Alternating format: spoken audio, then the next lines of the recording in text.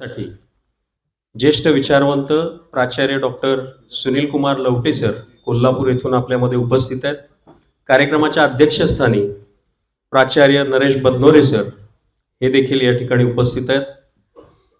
प्रगतिशील लेखक संघाचे सोलापूरचे समन्वयक आदरणीय कॉम्रेड रवींद्र मोकाशी सर सुद्धा या ठिकाणी विचार मंचावरती उपस्थित आहेत. प्रगतिशील लेखक संघाच्या वतीने आपणा सगळ्यांच्या वतीने मी सर्व मान्यवरांचं उपस्थितांचं या ठिकाणी सहर्ष स्वागत करतो. कार्यक्रमाची सुरुवात आपण या ठिकाणी संविधान गीताने करणार आहोत. सर्वांना अशी विनंती आहे की त्यांनी जागीच या ठिकाणी संविधान गीताच्या सन्मानार्थ उभं राहायचं.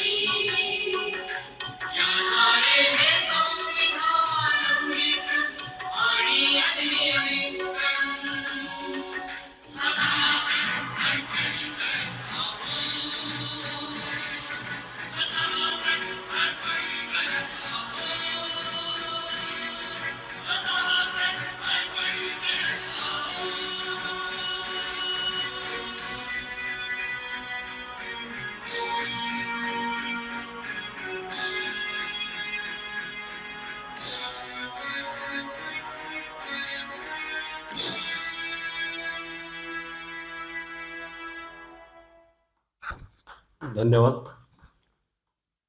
काही दिवसांपूर्वीच नुकतंच ज्येष्ठ समाजवादी विचारवंत आपल्या सगळ्यांचे मार्गदर्शक आदरणीय पन्नालाल भाऊ सुराणा यांचं दुःखद निधन झालं. प्रगतिशील लेखक संघाच्या वतीने आपण त्यांना या ठिकाणी जागेवरच उभं राहून 2 मिनिटं स्तब्ध राहून श्रद्धांजली वाहतो आहोत. मी सर्वांना विनंती करतो की आपण आपल्या जागेवरती शांतपणे 2 मिनिटं उभं राहू.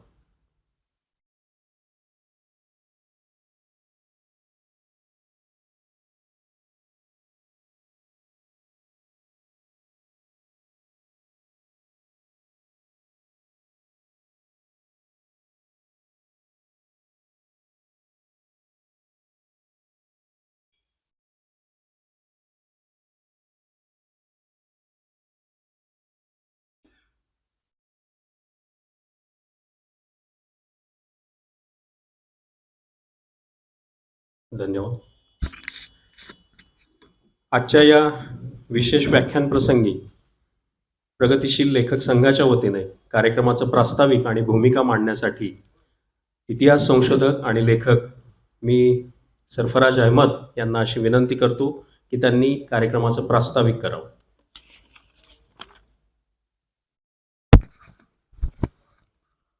आजच्या कार्यक्रमाचे अध्यक्ष आदरणीय प्राचार्य Naresh बदनोरे sir,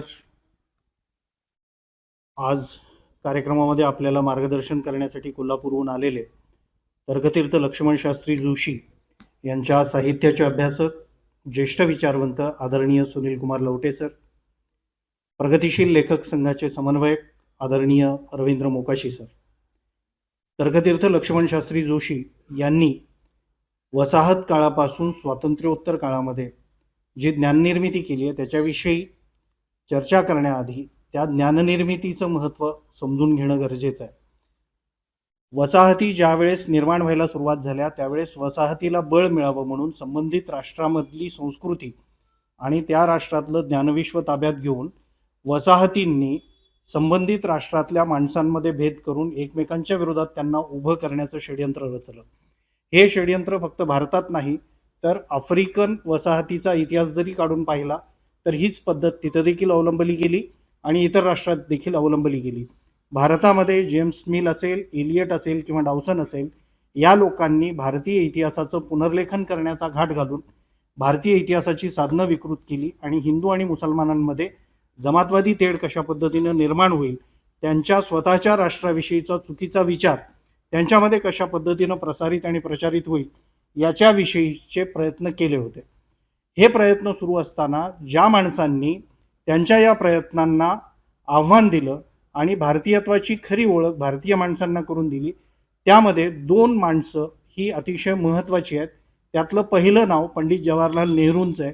नेहरूंनी James mill, Elliott आणि डावसनच्या इतिहास लेखनशास्त्राला सडेतोड उत्तर दिलं, वस्तुनिष्ठ पद्धतीनं उत्तर दिलं आणि भारताची खरी ओळख डिस्कवरी ऑफ इंडियाच नाही, डिस्कवरी ऑफ इंडिया तर खूप नंतर आलेला ग्रंथ आहे त्यांचा, पण त्याआधी जेम्स मिल, एलियट आणि डावसन या लोकांनी जे उद्योग केले होते त्याच्या विरोधामध्ये खऱ्या भारतीयत्वाच्या प्रचारासाठी विविध वर्तमानपत्रातून त्यांनी जे लेखन केलंय ते पाहिल्यानंतर या वसाहतिक राष्ट्रीय भानाला किंवा वसाहतिक जमातवादी भानाला जे उत्तर नेहरूंनी दिलं होतं तेच उत्तर लोकभाषेमध्ये किंवा प्रादेशिक भाषेमध्ये तर्कतीर्थ लक्ष्मण शास्त्री जोशींनी महाराष्ट्रात दिलंय.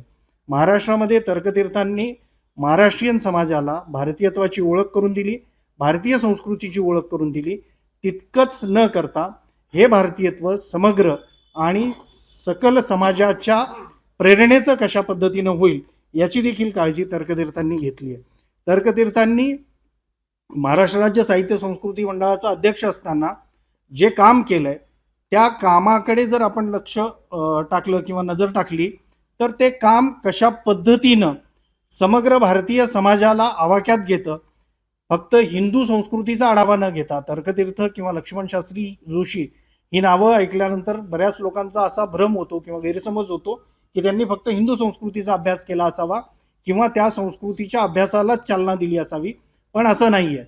महाराष्ट्र राज्य साहित्य संस्कृती मंडळाच्या माध्यमातून त्यांनी जे काम केलंय बौद्ध धर्माविषयीचं लिखाण त्याला देखील त्यांनी प्रेरणा, प्रोत्साहन दिलं, निधी उपलब्ध करून दिला. इस्लामविषयी ज्या पद्धतीनं तर्कतीर्थांनी त्या काळामध्ये काम केलं किंवा करून घेतलं त्या पद्धतीनं तर्कतीर्थांच्या नंतर आजपर्यंत झालेलं नाही आहे. हे काम तर्कतीर्थांनी जे केलंय त्याचं स्मरण व्हावं, त्याविषयी लोकांना माहिती मिळावी. आजच्या राष्ट्रवाद असा चुकीच्या पद्धतीनं लोकांसमोर वाढला जात असताना, त्याच्या माध्यमातून जमातवाद फोफावत असताना या सगळ्या गोष्टींचा आढावा घेऊन तर्कतीर्थांचं स्मरण करण्यासाठी आम्ही प्रगतिशील लेखक संघाच्या वतीनं या व्याख्यानाचं आयोजन केलंय. मी या व्याख्यानासाठी सुनील कुमार लवटे सरांचं सोलापुरात स्वागत करतो. सर सोलापूर जिल्ह्याचे सुपुत्र आहेत, त्यामुळे त्यांच्या या सर्व कार्याचा आम्हाला अभिमान आहे. त्यांच्याविषयी आणि तर्कतीर्थांविषयी कृतज्ञता व्यक्त करतो. पुन्हा एकदा त्यांचं स्वागत करतो, आपणा सर्वांचं स्वागत करतो. इथेच थांबतो. धन्यवाद. धन्यवाद सरफराज अहमद. यानंतर प्रमुख पाहुण्यांचा सत्कार त्याच्याकडे आपण वळतोय. मी प्रगतिशील लेखक संघाचे समन्वयक आदरणीय कॉम्रेड रवींद्र मोकाशींना अशी विनंती करतो की त्यांनी प्राचार्य सुनील कुमार लवटे सरांचं या ठिकाणी स्वागत करावं, त्यांचा सत्कार करावा.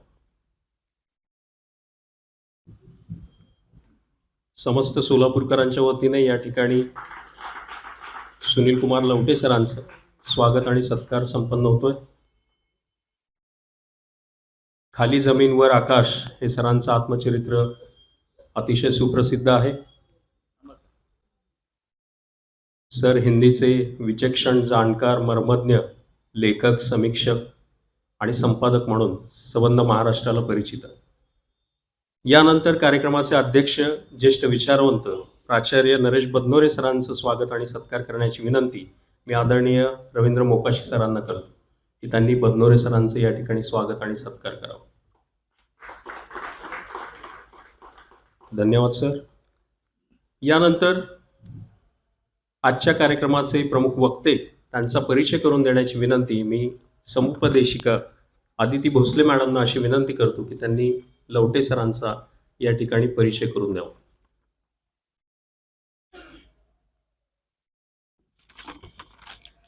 सर्वांना शुभ संध्याकाळ. इथे जमलेल्या सर्व श्रोत्यांचे, सन्माननीय व्यासपीठ व उपस्थित मान्यवर, आपल्या सर्वांचे आजच्या या कार्यक्रमात मी स्वागत करते. मी इथे श्री सुनील कुमार लवटे यांचा परिचय करून देणार आहेत. सुनील कुमार लवटे हे सोलापूर जिल्ह्याचे सुपुत्र आहेत. 11 एप्रिल 1950 रोजी त्यांचा पंढरपुरात जन्म झाला. सुरुवातीचे शिक्षण पंढरपुरात झाल्यानंतर ते कोल्हापूरला गेले. तेथेच उच्च शिक्षण घेतले आणि ते कोल्हापुरातच स्थायिक झाले. आंतरभारती आणि विविध चळवळीत त्यांचा सक्रिय सहभाग राहिला आहे. लवटे सरांनी लहान मुलांच्या शिक्षणासाठी व त्यांच्यातील कौशल्य विकासाला चालना देण्यासाठी विविध उपक्रम राबवले आहेत. मागील 3 दशकाहून अधिक काळ ते महाराष्ट्राला एक कृतिशील विचारवंत म्हणून परिचित आहेत. त्यांनी यशपाल, शंकरशेष, गो शेवडे, वि. स. खांडेकर त्यांच्या जीवन व साहित्य संबंधी मूलभूत संशोधन केले आहे. कोल्हापूर येथील शिवाजी विद्यापीठात खांडेकरांवरील संग्रहालय उभारणीत त्यांचे महत्त्वाचे योगदान राहिले आहे. लवटे सरांनी आजवर 50हून अधिक पुस्तकं लिहिली व संपादित केली आहेत. त्यापैकी काही महत्त्वाच्या पुस्तकांचा मी इथे उल्लेख करते. आत्मस्वर आणि खाली जमीन वर आकाश ही त्यांची आत्मकथनपर पुस्तकं आहेत. भारतीय भाषा व साहित्य 2017, भारतीय साहित्यकार, समकालीन साहित्यिक व समीक्षा ग्रंथ आहेत. 21व्या शतकातील समग्र शिक्षण, 21व्या शतकातील सामाजिक प्रश्न, नवे शिक्षण, नवे शिक्षक, निराळं जग, निराळी माणसं, महाराष्ट्रातील बालकल्याण, दशा आणि दिशा, वंचित विकास, जग आणि आपण, शब्द सोन्याचा, पिंपळ हे लेखसंग्रह प्रकाशित झाले आहेत. सरल्या ऋतूचं वास्तव हा कविता संग्रह देखील आहे. वि. स. खांडेकर यांच्यासह अन्य 4 चरित्रग्रंथ त्यांनी लिहिले आहेत. वि. स. खांडेकरांच्या समग्र अप्रकाशित व असंकलित साहित्याचे संपादन लवटे सरांनी केले. शिवाय लक्ष्मणशास्त्री जोशी यांच्या समग्र साहित्याचे संपादन करण्याचे मोलाचे कार्य श्री सुनील कुमार लवटे यांनी पार पाडले. याशिवाय कादंबरी, कथासंग्रह, रूपक कथासंग्रह, लघुनिबंध, वैचारिक लेखसंग्रह आणि व्यक्तिचित्रणे या प्रकारातही त्यांनी लिखाण केले आहे. तसेच महाराष्ट्र अंधश्रद्धा निर्मूलन संस्थेचे संस्थापक श्री डॉक्टर नरेंद्र दाभोळकर यांनी लिहिलेल्या पुस्तकांचं हिंदीमध्ये अनुवादित केलं आहे. त्यामुळे त्यांचं हे कार्य महाराष्ट्र राज्याच्या बाहेर इतर प्रांतातही इतक्या सफाईने पोहोचलं गेलं. त्याबद्दलही त्यांचं अभिनंदन. 20हून अधिक साहित्य संमेलन व परिषदांचे सुनील कुमार लवटे यांनी अध्यक्षपद भूषवले आहे. प्रगतिशील लेखक संघ यांनी मला यांचा एवढ्या ज्येष्ठ विचारवंतांचा परिचय करून देण्याची संधी मला इथे दिली, त्याबद्दल मी त्यांचे आभार मानते. धन्यवाद मॅडम. अशा मर्मज्ञ, जाणकार, प्रगल्भ अशा लेखक विचारवंताला आपण या ठिकाणी सगळे ऐकणार आहोत. आपण सगळे त्यांना ऐकण्यासाठी उत्सुक आहोत. त्यांच्यामध्ये आणि तुमच्यामध्ये जास्त अंतर न ठेवता मी आदरणीय प्राचार्य डॉक्टर सुनील कुमार लवटे सरांना या ठिकाणी अशी विनंती करतो की त्यांनी आपल्या व्याख्यानास सुरुवात करावी. या व्याख्यानाचे अध्यक्ष प्राचार्य नरेश बदनोरे, प्रगतिशील लेखक संघाचे श्री मोकाशी, माझे स्नेही आणि सन्मित्र सरफराज अहमद आणि हे व्याख्यान ऐकण्यासाठी उपस्थित सोलापूरकर बंधू आणि भगिनींनो, हे वर्ष तर्कतीर्थांचं शतकोत्तर रौप्य महोत्सवी जयंती वर्ष आहे. त्यांचा जन्म 1901चा. हे वर्ष 125वं जयंती वर्ष असल्यामुळे त्यापूर्वी एक 5 वर्ष आपण तर्कतीर्थांचं समग्र वाङ्मय महाराष्ट्राला उपलब्ध करून दिलेलं आहे. खरं म्हणजे हा योगायोग आहे की कोरोनापूर्व काळात केव्हा तरी काही वाचत असताना माझ्या असं लक्षात आलं की तर्कतीर्थांसारख्या विचक्षण माणसांनी इतकं वैविध्यपूर्ण लिहिलेलं असताना त्यांचं समग्र साहित्य आजवर का आलं नाही, की ज्या माणसांनी अनेकांच्या समग्र साहित्याला गती दिली त्या माणसाच्या समग्र साहित्याकडे महाराष्ट्रानं दुर्लक्ष का करावं याचं मला आश्चर्य वाटलं. आणि एक छोटं पत्र मी साहित्य संस्कृती मंडळाला लिहिलेलं होतं. माझे स्नेही बाबा भांड त्या काळामध्ये अध्यक्ष होते मंडळाचे. माझं पत्र पोचायला आणि त्यांचं मंडळ बरखास्त व्हायला गाठ पडली. त्यामुळे पुढच्या मंडळाकडे ते पत्र गेलं. पण योगायोगाने त्या मंडळात मी सदस्य म्हणून आलेलो होतो. आणि मला आठवतं की 14 जानेवारी 2019 जर माझी स्मरणशक्ती बरोबर असेल तर त्या दिवशी आमच्या नव्या मंडळाची पहिली सभा झाली. आणि त्या सभेमध्ये पहिलाच विषय माझं पत्र ठेवण्यात आलेलं होतं. सदानंद मोरे असं म्हटले की लवटे सर, तुमचं पत्र आल्यानंतर महाराष्ट्राने आणि या मंडळाने हे काम कोण घेतं का असा भरपूर प्रयत्न केला आणि आम्हाला काही माणूस मिळाला नाही. तर म्हटले मी वारकरी संप्रदायाचा माणूस असल्यामुळे मी तुम्हाला म्हण सांगतो, ज्यांनी कीर्तन करायचं त्यांनीच हो म्हणायचं असतं.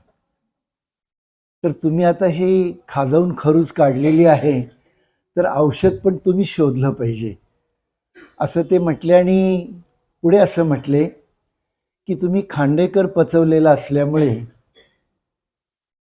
तर्कतीर्थ तुम्ही नक्की पचवू शकाल असं मला स्वतःला मित्र म्हणून वाटतं आणि तुम्ही आता याला नाही म्हणू नये. खरं म्हणजे हे पत्र लिहिताना पण मला असं वाटलं नव्हतं की तर्कतीर्थांचं इतकं विपुल साहित्य आहे. हिंदू धर्माची समीक्षा नावाचं पुस्तक आणि वैदिक संस्कृतीचा विकास नावाची 2 पुस्तकं मी त्या काळात वाचलेली होती. वैदिक संस्कृतीच्या विकासला मराठीचं साहित्य अकादमीचं पहिलं पारितोषिक मिळालेलं होतं आणि त्यापूर्वी 10 वर्ष त्यांनी हिंदू धर्माची समीक्षा लिहिलेली होती. 1940 साली नागपूरच्या विद्यापीठात दिलेल्या भाषणांचा तो संग्रह होता.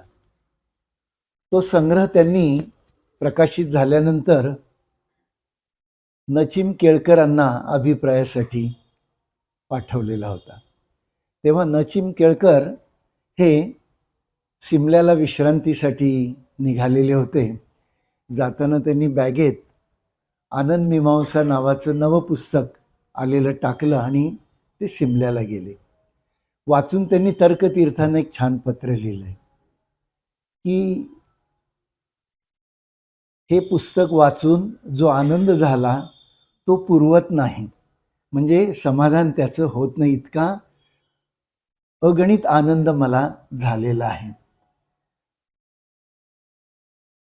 तर्कतीर्थांनी जे जे लिहिलं त्या काळात त्यांना जितके प्रशंसक भेटले त्याच्यापेक्षा जास्त टीकाकार भेटले.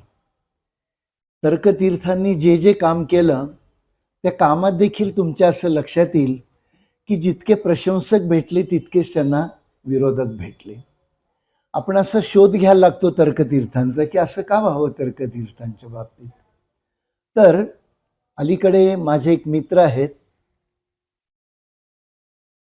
श्रीपाल सबनीस. ते एक भूमिका मांडतात सतत. तिसरी भूमिका असं ते स्वतःच्या भूमिकेला नाव देतात. तिसरी भूमिका याचा अर्थ असा की आपल्याकडे समीक्षेला 2 वाटा किंवा विचारांना 2 वाटा नेहमी आपण करून दिलेले आहेत. डावी वाट आहे पण याच्यापेक्षा एक तिसरी वाट असू शकते असा एक आग्रह धरून ज्या लोकांनी तटस्थपणे सर्व वाटा चोखाळल्या आणि सर्व वाटांच्या बद्दल आपला अभिप्राय दिला, अशा अत्यंत मोजक्या समीक्षक आणि विचारकांच्या मध्ये तर्कतीर्थांचा समावेश करायला लागेल. त्यामुळे कोणत्याही गोष्टीकडे स्वतंत्र बुद्धीने पाहायचं असतं.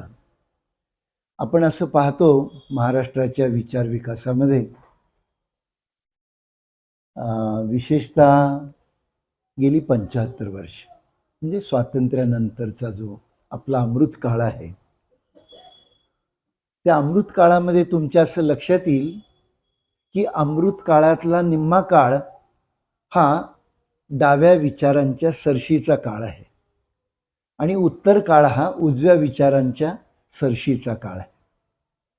महाराष्ट्रामध्ये कधी काळी जेव्हा पुरोगाम्यांची सद्दी होती तेव्हा उजव्यांना लोक शिवून घेत नव्हते आणि आता उजव्यांची सद्दी झालेली आहे तर ते डाव्यांना शिवून घेत नाहीत.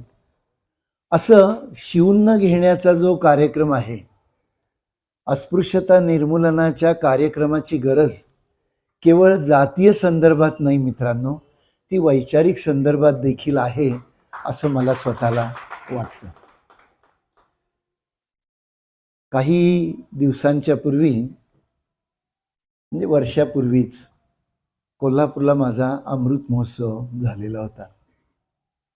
तेव्हा मी माझ्या सगळ्या मित्रांना असं म्हटलं की पुरोगामी विरुद्ध प्रतिगामी अशी लढाई करण्यात आपण 75 वर्षे घालवली.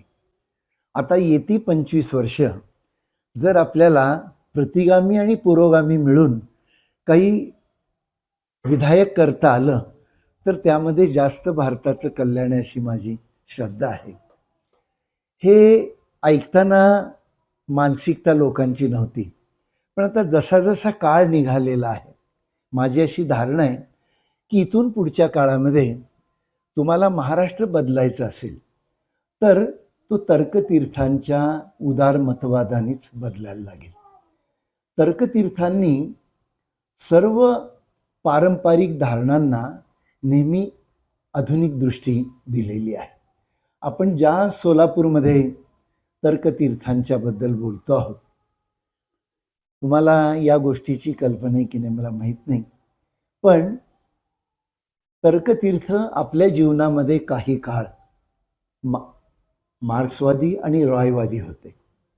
विशेषतः रॉयवादी असताना सोलापुरातले भाई भोसले, वामनराव कुलकर्णी ही सगळी मंडळी तर्कतीर्थांची अनुयायी होती. इथे करमाळ्याला रॉयवादाचं मोठं संमेलन झालं होतं आणि त्याला मानवेंद्र रॉय देखील आलेले होते.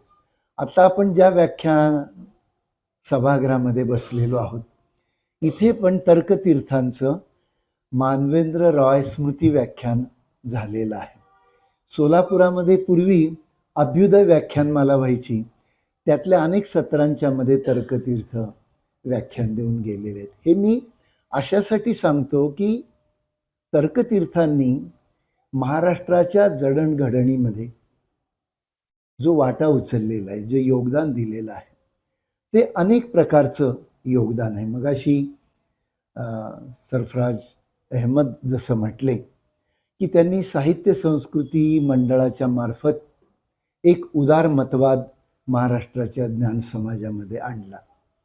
तसं तर्कतीर्थांचं समग्र आयुष्य तुम्ही पाहायला लागाल तर या माणसांनी खरं म्हणजे काय केलं नाही. म्हणजे एखाद्या माणसाला 94 वर्षाचं आयुष्य मिळतं. 1901चा त्यांचा जन्म आणि 1994चा मृत्यू, 93 वर्षाचं अख्खं आयुष्य माणसाला मिळालेलं होतं.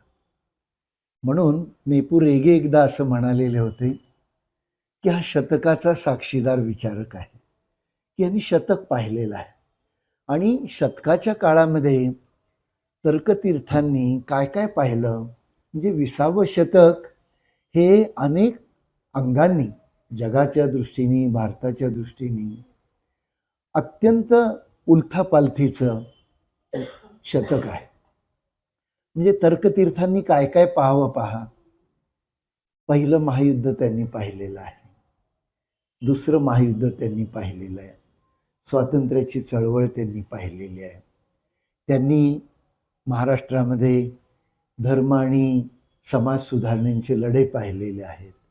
त्यांनी संयुक्त महाराष्ट्राचा लढा पाहिलेला आहे. त्यांनी भारत स्वतंत्र झालेला पाहिलेला आहे. त्यांनी महाराष्ट्र स्वतंत्र राज्य झालेलं पाहिलेलं आहे. त्यांनी जागतिकीकरण पाहिलेलं आहे. एका आयुष्यात म्हणजे गेल्या शतकात आपल्या महाराष्ट्रामध्ये किती उलाढाली झाल्या, किती वैचारिक वलय निर्माण झाली, आणि तरी तुमच्या असं लक्षात येईल की इतर राज्यांच्या तुलनेने आपल्याकडे ज्या प्रकारची स्थिर परिवर्तनं व्हायला पाहिजे होती, ती स्थिर परिवर्तनं मात्र महाराष्ट्रात कधी रुजू शकलेली नाहीत. याचं कारण मला असं दिसतं की महाराष्ट्राचा स्वभाव, वैचारिक स्वभाव हा सतत नव्या गोष्टींचं आत्मसात करण्याची वृत्ती ही महाराष्ट्राची आहे. महाराष्ट्राची वृत्ती आणि तर्कतीर्थांची वृत्ती एकच असलेलं दिसतं. म्हणजे तर्कतीर्थ सुरुवातीच्या काळात सनातनी आहेत, नंतर ते स्वातंत्र्य सैनिक आहेत, नंतर ते मार्क्सवादी आहेत, नंतर ते काँग्रेसी आहेत, नंतर गांधीवादी आहेत, आणि नंतर स्वतंत्र विचाराचे पण ते होताना दिसतात. व्यक्तीच्या जीवनामध्ये मित्रांनो जी परिवर्तनं होतात ती केवळ व्यक्तीची असत नाहीत, ती त्या काळाची एक प्रतिक्रिया देखील असते असं आपण समजून घेतलं पाहिजे. तर्कतीर्थांच्या जीवन, साहित्य, विचाराचा धांडोळा घेत असताना आणि महाराष्ट्राच्या घडणीचा पट मांडत असताना त्यांचा जो पूर्वार्ध आहे जीवनाचा, तो पूर्वार्ध मित्रांनो अत्यंत वैचारिक घालमेलीचा काळ आहे. म्हणजे तर्कतीर्थ 1923 साली तर्कतीर्थ ही पदवी संपादन करून ज्या शाळेत, ज्या गुरुकुलामध्ये त्यांनी वेदांचं अध्ययन केलं, तिथेच ते वेदाचे अध्यापक म्हणून आलेले आहेत. वाईसारख्या गावी, वाईला प्राज्ञ पाठशाळा नावाची जी पाठशाळा आहे, आज ते पाठशाळा मंडळ आहे, पण पूर्वी वाई ही महाराष्ट्राची नुसती दक्षिण काशी नव्हती. वाई ही 20व्या शतकाच्या प्रारंभी महाराष्ट्राची बौद्धिक राजधानी पण होती. असं मी का म्हणतो, तुमच्या असं लक्षात येईल की एकट्या वाईमध्ये 350 घरांच्या मध्ये, वाड्यांच्या मध्ये वेदांचा अभ्यास पिढीजात चालायचा. म्हणजे पेशव्यांच्या काळामध्ये रास्ते सरदारांनी असं लिहून ठेवलंय की आपल्या संस्कृतीचा हा बौद्धिक ठेवा जतन करण्यासाठी वाईच्या या घराण्यांना वर्षासनं दिली जायची. आणि मगाशी सरफराज म्हटलं ते खरं आहे की ब्रिटिशांनी फोडा झोडा वगैरे हे केला, हा निगेटिव्ह भाग आहे. पण ब्रिटिशांनी आपल्यासाठी काही चांगल्या गोष्टी पण केलेत. मला स्वतःला असं वाटतं की ब्रिटिश जर भारतात आले नसते तर आज त्यांच्या 150 वर्षांच्या काळामध्ये आपलं जे बौद्धिक परिवर्तन झालं, किंवा मी असं म्हणेन की आपण बुद्धी प्रामाण्यवादी जे झालो ते कदाचित झालो नसतो अशी माझी धारणा आहे. कारण ब्रिटिशांनी ज्या प्रकारचं शिक्षण आपल्याकडे आणलं, ब्रिटिशांनी ज्या प्रकारचे सामाजिक कायदे आपल्याकडे आणले, ब्रिटिशांनी ज्या प्रकारची प्रशासन व्यवस्था आणली, त्यातून एक नाही म्हटलं तरी भारतामध्ये ज्याला आपण रेनेसान्स म्हणतो, मग ते वैचारिक असू दे, सामाजिक असू दे, पुनरुत्थानाचं एक काळ ब्रिटिशांच्यामुळे जवळचा आला. म्हणजे तुमच्या असं लक्षात येईल की 20व्या शतकातले सगळे समाजसुधारक हे 19व्या शतकाच्या शेवटच्या 1-2 दशकांमध्ये इंग्लंडला जातात, शिकतात आणि भारतात परत येतात आणि ते इथे धर्मसुधारणा आणि समाजसुधारणांची चळवळ करतात. म्हणजे युरोपानी जगामध्ये जसं पुनरुत्थानाचं काम केलं, रेनेसान्सचं काम केलं, तेच काम एतद्देशीय जे विदेशात जाऊन आले, मग आंबेडकर असतील, रानडे असतील, अनेक मंडळी त्या काळामध्ये बॅरिस्टरहून आलेली विशेषतः जी मंडळी आहेत, या मंडळींनी ते डिग्र्या नाही घेऊन आले, ते एक दृष्टी पण घेऊन तुम्हाला भारतामध्ये आलेले दिसतील. तर्कतीर्थ 1923ला तर्कतीर्थ होऊन शिकवायला लागतात, तेव्हा त्यांच्यावर लोकमान्य टिळकांचा प्रचंड प्रभाव असतो. म्हणजे तर्कतीर्थांचा जन्म पिंपळनेर नावाचं एक छोटं गाव आहे धुळे जिल्ह्यामध्ये. मी गेल्या 2 महिन्यापूर्वीच तर्कतीर्थ जिथे जिथे होते अशा पावलावर पाऊल ठेवत मी प्रवास करून आलेलो आहे. माझ्या असं लक्षात येतं मित्रांनो की पिंपळनेर गाव आत्ता तालुक्याचं गाव आहे ते, पण त्या वेळी काय ते तालुक्याचं गाव नव्हतं.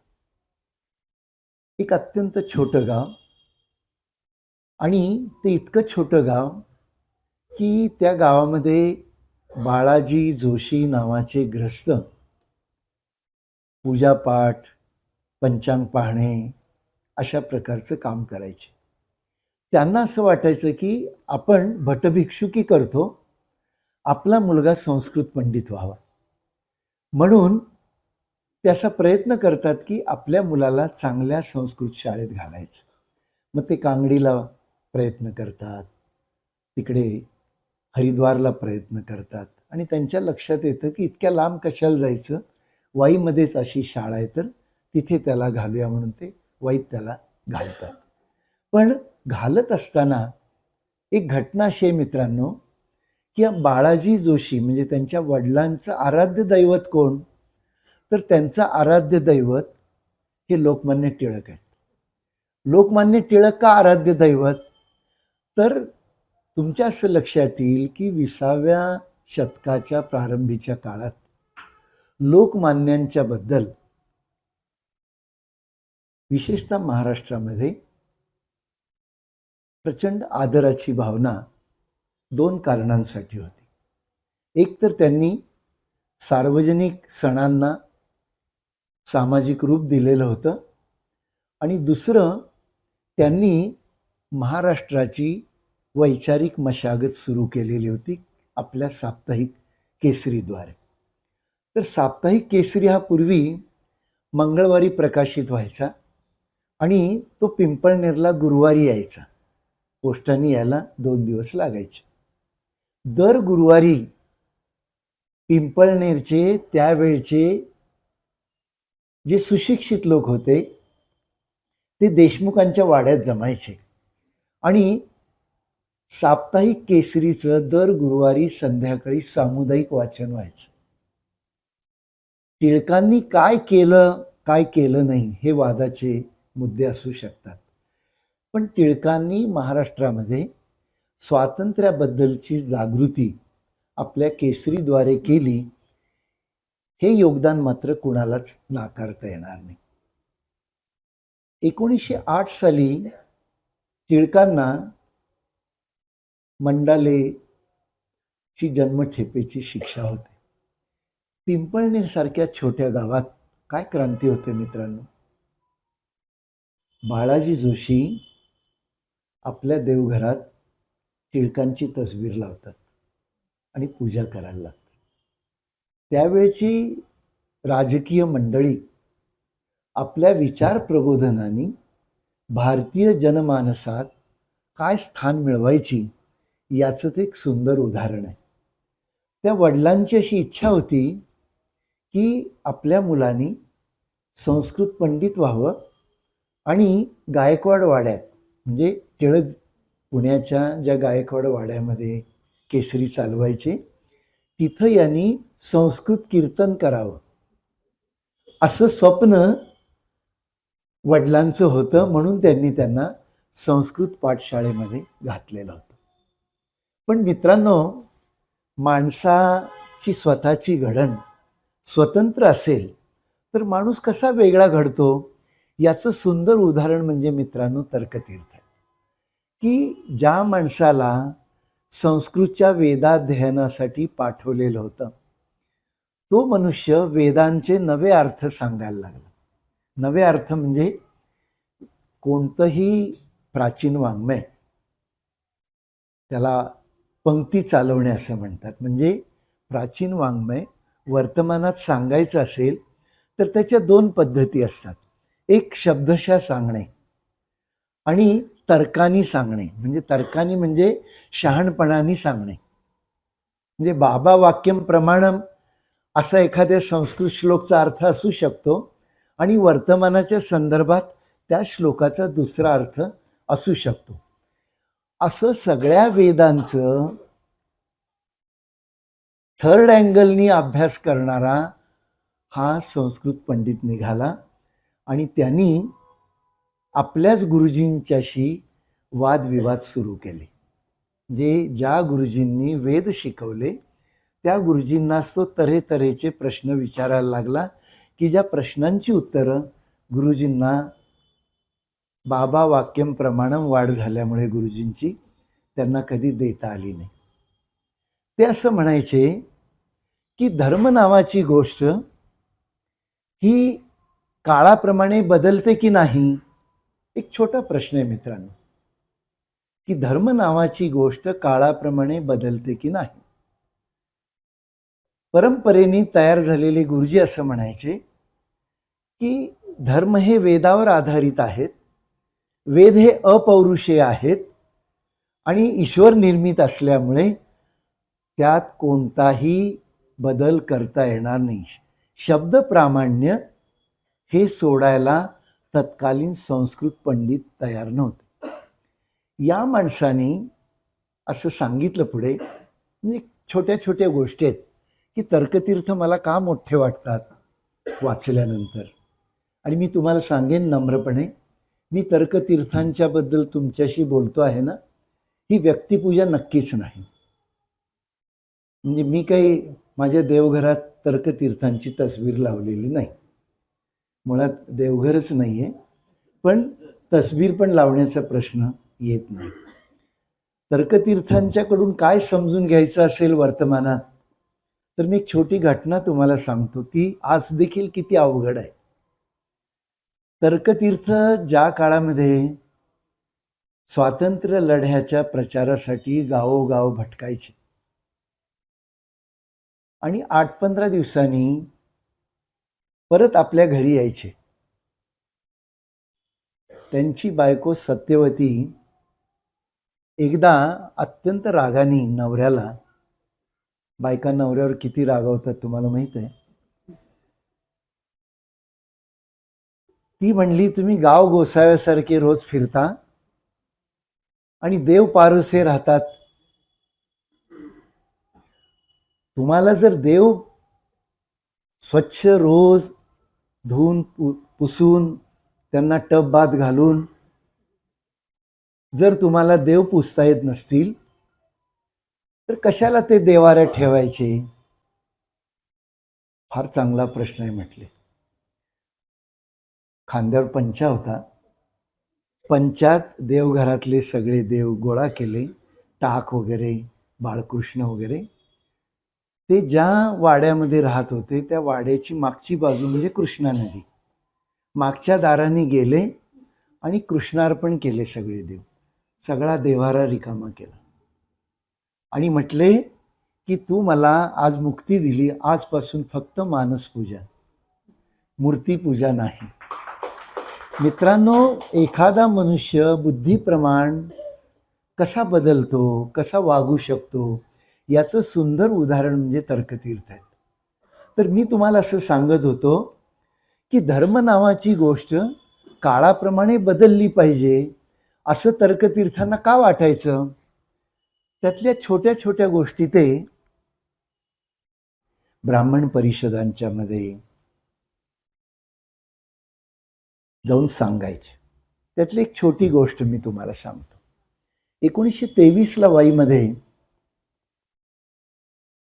ब्राह्मण सभा झाली.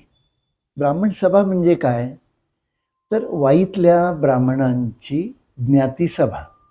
आपल्याकडे मराठा मंडळाची सभा असते,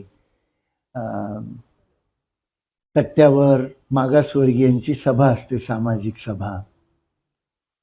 तशी ब्राह्मणांची एक सभा वाईमध्ये भरलेली होती आणि एक यक्ष प्रश्न त्या सभेपुढे होता. काय यक्ष प्रश्न होता की ब्राह्मणांनी सगोत्र विवाह करावेत का? ब्राह्मणांनी सगोत्र विवाह करावेत का म्हणजे काय प्रश्न आहे, तर चित्पावनांनी कराडे ब्राह्मणांशी लग्न करावं का? कराड्यांनी देशस्थांशी लग्न करावं का? देशस्थांनी कोकणस्थांशी लग्न करावं का? वादाचा विषय, क्रांतिकारक चर्चा होती. तर्कतीर्थ असं म्हटले की हा काय चर्चेचा मुद्दा असू शकतो का? एकाच गोत्रातल्या या उपजाती आहेत आणि त्या आख्यायिकेने निर्माण झालेल्या आहेत, त्यात रोटीबेटीचा व्यवहार येतोच कुठे? म्हणजे तुमच्या असं लक्षात येईल की आपली सगळी जात व्यवस्था ही एका अर्थाने आख्यायिकेवर निर्माण झालेली व्यवस्था आहे आणि त्याचं स्तोम आपण किती माजवतो धर्माच्या नावावर. आणि त्यामध्ये तर्कतीर्थ विरुद्ध सर्व ब्राह्मण एक विरुद्ध तर्कतीर्थांनी 7 वर्ष महाराष्ट्रातल्या धर्मसभा, गुजरातेतल्या धर्मसभा, प्रयागची धर्मसभा, अकोल्याची धर्मसभा, अमरावतीची धर्मसभा, काशीची धर्मसभा, सगळ्या धर्मसभा तर्कतीर्थ जातात आणि तत्कालीन ब्राह्मणांना असं सांगण्याचा प्रयत्न करतायत की तुम्ही धर्माच्या नावाने अपौरुषे मानत जे स्तोम माजवलेलं आहे ते मानव हिताचं नाही. त्यांची एक भूमिका ठरलेली होती धर्माबद्दल की धर्म हा काळाप्रमाणे बदलला पाहिजे. आणि मग छोट्या छोट्या गोष्टी ते सांगायचे. एका धर्मसभेमध्ये मुद्दा होता की स्त्रीचे धर्मसंमत वय, स्त्रीचे धर्मसंमत वय. प्रसंग असा होता की एक 7 वर्षाची बालविधवा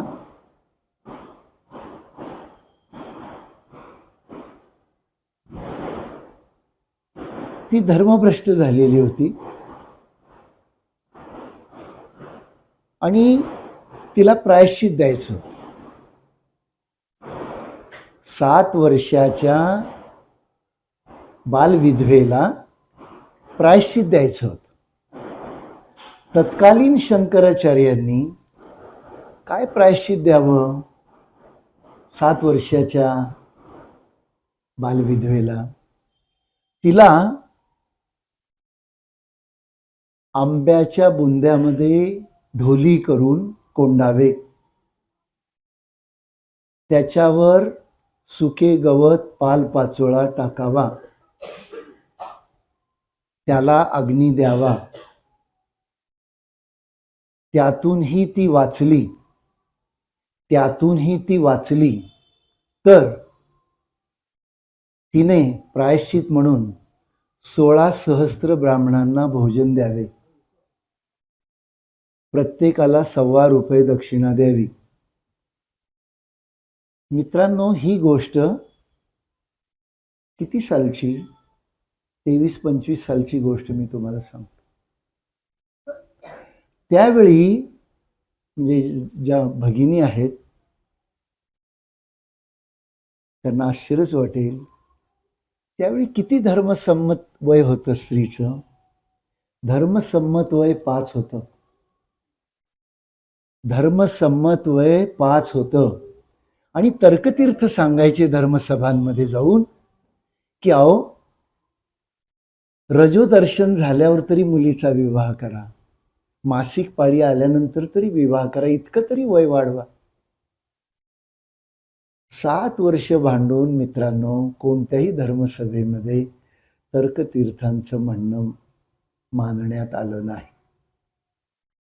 तर्कतीर्थांनी 1930 साली 23 ते 30 असे अनेक प्रयत्न केल्यानंतर असा निर्णय घेतला की मी कितीही दाताच्या कण्या केल्या, कितीही कंठशोष केला, कितीही कपाळ मोक्ष केला, तरी हे धर्म मार्तंड आपल्या शब्द प्रामाण्यापासून तसूभरी ढळणार नाही. मला माझं आयुष्य असंच दगडावर डोकं ठेवून वाया घालवायचं नाही. आणि त्यांनी धर्म सुधारणांचा नाद सोडला. मी तुम्हाला हे अशासाठी सांगतो की असा प्रचंड बुद्धीचा एक मनुष्य की ज्याला असं वाटायचं की सगळा समाज हा मनुष्यभावी व्हावा, ज्या समाजामध्ये मानवीय भावनांना अर्थ नाही अशा समाजामध्ये धर्माला देखील फारसा अर्थ उरत नाही. आज आपण 2000 बरोबर 100 वर्षांनी आपण बोलतो आहोत. मी तुम्हाला सांगेन की आज आपण जे सगळं स्वातंत्र्य, सुख, उदारमतवाद जो अनुभवतो आहोत तो तर्कतीर्थांच्या पिढीने आपल्याला दिलेलं वरदान आहे आणि आपल्याला दिलेला मोकळा श्वास आहे. आपण केव्हा तरी त्यांचे ऋण मानले पाहिजेत. आपण तर्कतीर्थांची 125वी जयंती श्राद्ध म्हणून नाही साजरं करत आणि करू पण नाही अशी माझी श्रद्धा आहे. आपण त्यांच्या कामाच्या आणि विचाराची संगत लावून वर्तमानात जर जीवन व्यवहार आपले बदलले तर कदाचित नवा भारत आपण घडवू शकू. मी व्याख्यानाला केवळ 125वं वर्षाचं निमित्त म्हणून आलेलं नाही. मला स्वतःला असं वाटतं की तर्कतीर्थांनी मला जे जे सांगितलेलं आहे, म्हणजे मला जे कळालेलं आहे तर्कतीर्थ, ते तुम्हाला सांगावे. जे जे आपणाशी ठावे ते ते दुसऱ्याशी सांगावे. शहाणे करूनी सोडावे सकळ जण. असा मी शहाणा नाही की तुम्हाला शहाणपण शिकवायला, पण केव्हा तरी उघड्या डोळ्यांनी आपण आपल्या पूर्वजांनी आपल्यासाठी जे काही खस्ता खाल्लेले आहेत त्या जर आपण अशाच वाऱ्यावर विरू देणार असू तर आपल्यासारखे करंटे दुसरे कोणी असणार नाही. म्हणून वर्तमानात अधिक जागरूकपणे तर्कतीर्थांच्या विचार आणि कार्याचा अभ्यास आपण केला पाहिजे अशी माझी धारणा आहे. मित्रांनो, 1930ला तर्कतीर्थ असे ठरवतात की समाज आणि धर्म सुधारणा करणं व्यर्थ आहे. आपण स्वातंत्र्य चळवळीत स्वतःला झोकून देऊ. प्रसंग असा होता की ज्या प्राज्ञ पाठशाळेमध्ये ते शिक्षक होते त्या प्राज्ञ पाठशाळेमध्ये विगो विजापुरे नावाच्या एका राष्ट्रीय शाळेच्या शिक्षकांची शाळा, समर्थ विद्यालय, ब्रिटिश वारंवार बंद करतायत. कोल्हापूरला सुरू केलेली शाळा ब्रिटिशांनी शाहू महाराजांना सांगून बंद केली. मग ते मिरज संस्थानात आपली राष्ट्रीय शाळा घेऊन जातात. ते टिळक आणि आगरकरांचे अनुयायी. त्यांच्यापासून ध्येय घेऊन देश स्वतंत्र करण्यासाठी प्रतिबद्ध नागरिक घडावेत म्हणून ते शाळा सुरू करतायत. मिरजेची शाळा पण बंद करतात. मग ते स्वतःच्या गावी तळेगाव दाभाडेला शाळा नेतात. तिथे पण इंग्रज त्यांच्यावर खोटे आरोप घालतात की तुम्ही शस्त्र शिकवता, तुम्ही षडयंत्र करता राज्यसत्तेविरुद्ध, आणि ती शाळा पण बंद करतात. विजापुरेंना कळेना की काय करायचं आता या मुलांचं आणि शिक्षकांचं. तर त्यांना असं लक्षात येतं की वाईला प्राज्ञ पाठशाळा नावाची जी शाळा आहे ती आपल्यासारखीच राष्ट्रवादी शाळा आहे. म्हणजे आहे ती संस्कृत पाठशाळा, पण तिथे राष्ट्रीय धडे आणि आधुनिक शिक्षण दिलं जातं. मित्रांनो, साधारणपणे हा काळ आहे 1912-13चा. 1912 साली नारायण शास्त्री मराठे नावाचा एक संस्कृत पंडित आपल्या मुलांना आधुनिक शिकवायचं म्हणून त्या काळामध्ये फिजिक्स शिकवतो. माध्यमिक शाळेमध्ये फिजिक्स शिकवतो.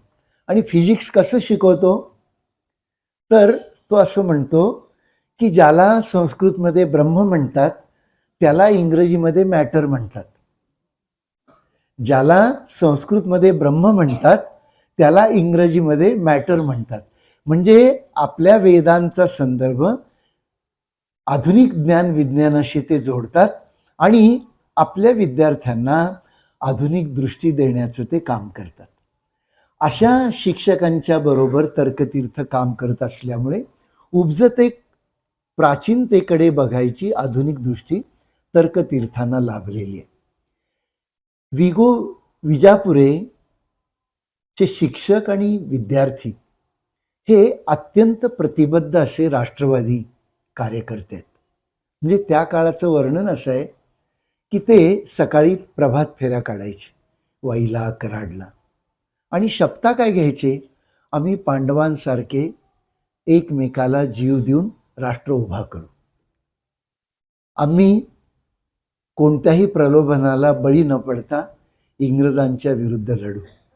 आणि सकाळी प्रभात फेऱ्या गात ते स्वातंत्र्य चळवळीची गाणी म्हणत गुलामीच्या विरुद्ध लोकजागृती करण्याचं काम करायचे. त्या काळामध्ये जेव्हा ते धर्म आणि समाज सुधारणेतून बाजूला झाले तेव्हा पहिली 3 व्याख्यानं ते वाईच्या घाटावर देत आहेत स्वातंत्र्य लढ्यावर. आणि त्याच्या आधी त्यांनी 3 व्याख्यानं वाईच्या घाटावर, कृष्णा घाटावर महात्मा फुल्यांच्यावर दिलेली आहेत. की तुम्हाला आज हे खरं वाटणार नाही की महात्मा फुल्यांच्यावर प्राथमिक लेखन करणाऱ्यांच्यामध्ये तर्कतीर्थ एक आहेत. म्हणजे महात्मा फुल्यांची ओळख महाराष्ट्राला करून देणारे जे प्राथमिक लेखक आहेत त्यांच्यामध्ये एक तर्कतीर्थ आहे. तर्कतीर्थांचा ज्योतिनिबंध नावाचा एक निबंध आहे. म्हणजे एका व्याख्यानाचा विषय आहे की महात्मा फुले आणि सत्यशोधक चळवळ. त्या व्याख्यानामध्ये तर्कतीर्थ असं म्हणतात, हिंदुस्थानातील धर्माच्या विरुद्ध बंड करणारा पहिला पुरुष, असं त्या व्याख्यानामध्ये महात्मा फुल्यांचं ते वर्णन करतात. नंतर महात्मा फुले आणि आंबेडकरांची स्मृती शताब्दी आणि जन्मशताब्दी एकत्र येते आणि ते ज्योतिचरित्र नंतर 90-92ला लिहित आहेत. महात्मा फुले तर्कतीर्थांना साथ का घालतायत मित्रांनो, तर महात्मा फुल्यांनी पहिल्यांदा भारतीय धर्मशास्त्राविरुद्ध कठोर हल्ला केलेला तुम्हाला दिसेल. आणि त्यांना असं वाटायचं की हा भारत खडबडून जागा करायचा असेल तर एकतर तो स्वातंत्र्याच्या मार्गाने जागा होईल, नसेल तर बुद्धिजीवी बुद्धिप्रामाण्यवादाने जागा होईल. पहिला प्रयत्न अपयशी ठरले आणि मग त्यांनी स्वातंत्र्य चळवळीत लक्ष घातलं. त्या स्वातंत्र्य चळवळीत कराडच्या प्रीती संगमावर तर्कतीर्थ सलग 7 दिवस भाषण देत आहेत. हा काळ आहे मित्रांनो 1930चा. 1930 साली कराडसारख्या छोट्या गावात 15-15 हजार लोक तर्कतीर्थांना ऐकायला यायचे. आणि त्या काळामध्ये तर्कतीर्थांचं भाषण संपल्या काही गरज नाही, मला इतका अजून म्हातारा नाही झालेलं, नक्कीच नाही झालेलं. मी सांगत असं होतो की प्रीती संगमावर 15-15 हजार लोक, त्यातले 12,000 तर न शिकलेले लोक, शेतकरी लोक. तर्कतीर्थांच्या व्याख्यानाचं एक वैशिष्ट्य असायचं की ते वैचारिक भाषणं कधीच करायचे नाहीत. ते मुळात मित्रांनो, छान कीर्तनकार होते, पंडितच, संस्कृत पंडित, छान कथा सांगायचे. आणि कथेतून म्हणजे रामायण महाभारताच्या कथा सांगून ते आपला देश गुलामगिरीत कसा आहे हे सगळ्या लोकांना पटवून द्यायचे. ब्रिटिशांच्या इंटेलिजन्स ब्युरोनी त्या काळातले रिपोर्ट मी वाचलेले आहेत. तर्कतीर्थांना कृष्णा संगमावर 7 देशविरोधी भाषण दिल्यानंतर अटक करण्यात आलेली. अध्यक्ष आहेत काकासाहेब गाडगे त्या व्याख्यानाचे, दोघांनाही अटक करण्यात आलेली. समोर 7 दिवस रोज एक 16 वर्षाचा मुलगा येऊन अत्यंत तन्मयतेने पहिल्या ओळीत येऊन बसायचा. 7 दिवस तर्कतीर्थांची भाषणं ऐकून 8व्या दिवशी त्यांनी आपल्या शाळेत टिळक विद्यालयात जाऊन झाडावर तिरंगा झेंडा फडकवला. म्हणून एका मुलाला 16व्या वर्षी ब्रिटिशांनी तुरुंगात घातलं होतं. त्याचं नाव पुढे यशवंतराव चव्हाण झालं. यशवंतराव चव्हाणांनी असं सांगितलंय कृष्णा काठमध्ये की हा संस्कृत पंडित, त्याचं वर्णन केलंय त्यांनी की उघडा बंब, कमरेला धोतर, खांद्यावर उपरणं, शेंडी ठेवलेली, आणि हा ब्राह्मण पंडित आम्हाला असं सांगायचा की आजपर्यंत मी माझ्या गुरुजींच्याकडे 6 शास्त्र शिकलो, म्हणजे षडांग वेद, वेदांचे 6 अंग आहेत वेदांग, ती 6 वेदांग मी शिकलो. मी आजपर्यंत माझ्या गुरुजींच्याकडे 6 शास्त्र शिकलो. आता वेळ आहे शास्त्राचे रूपांतर शस्त्रामध्ये करायचे. आणि मी तुम्हाला असं सांगेन की जोपर्यंत आपण शास्त्राचं रूपांतर शस्त्रात करणार नाही तोपर्यंत आपल्या देशाला स्वातंत्र्य मिळणार नाही. हा उपरणं घालणारा भटजी, पण त्याच्या कमरेला मित्रांनो पिस्तूल असायचं. या काळामध्ये तर्कतीर्थांनी अनेक स्वातंत्र्य सैनिकांना शस्त्रपुरवठा केलेला आहे. म्हणजे नुसतं वैचारिक क्रांती नाही, क्रांती व्हायची तर शस्त्राद्वारेच होऊ शकते, असा त्यावेळच्या 30 वर्षाच्या तरुणाचा एक असलेला उन्मेष.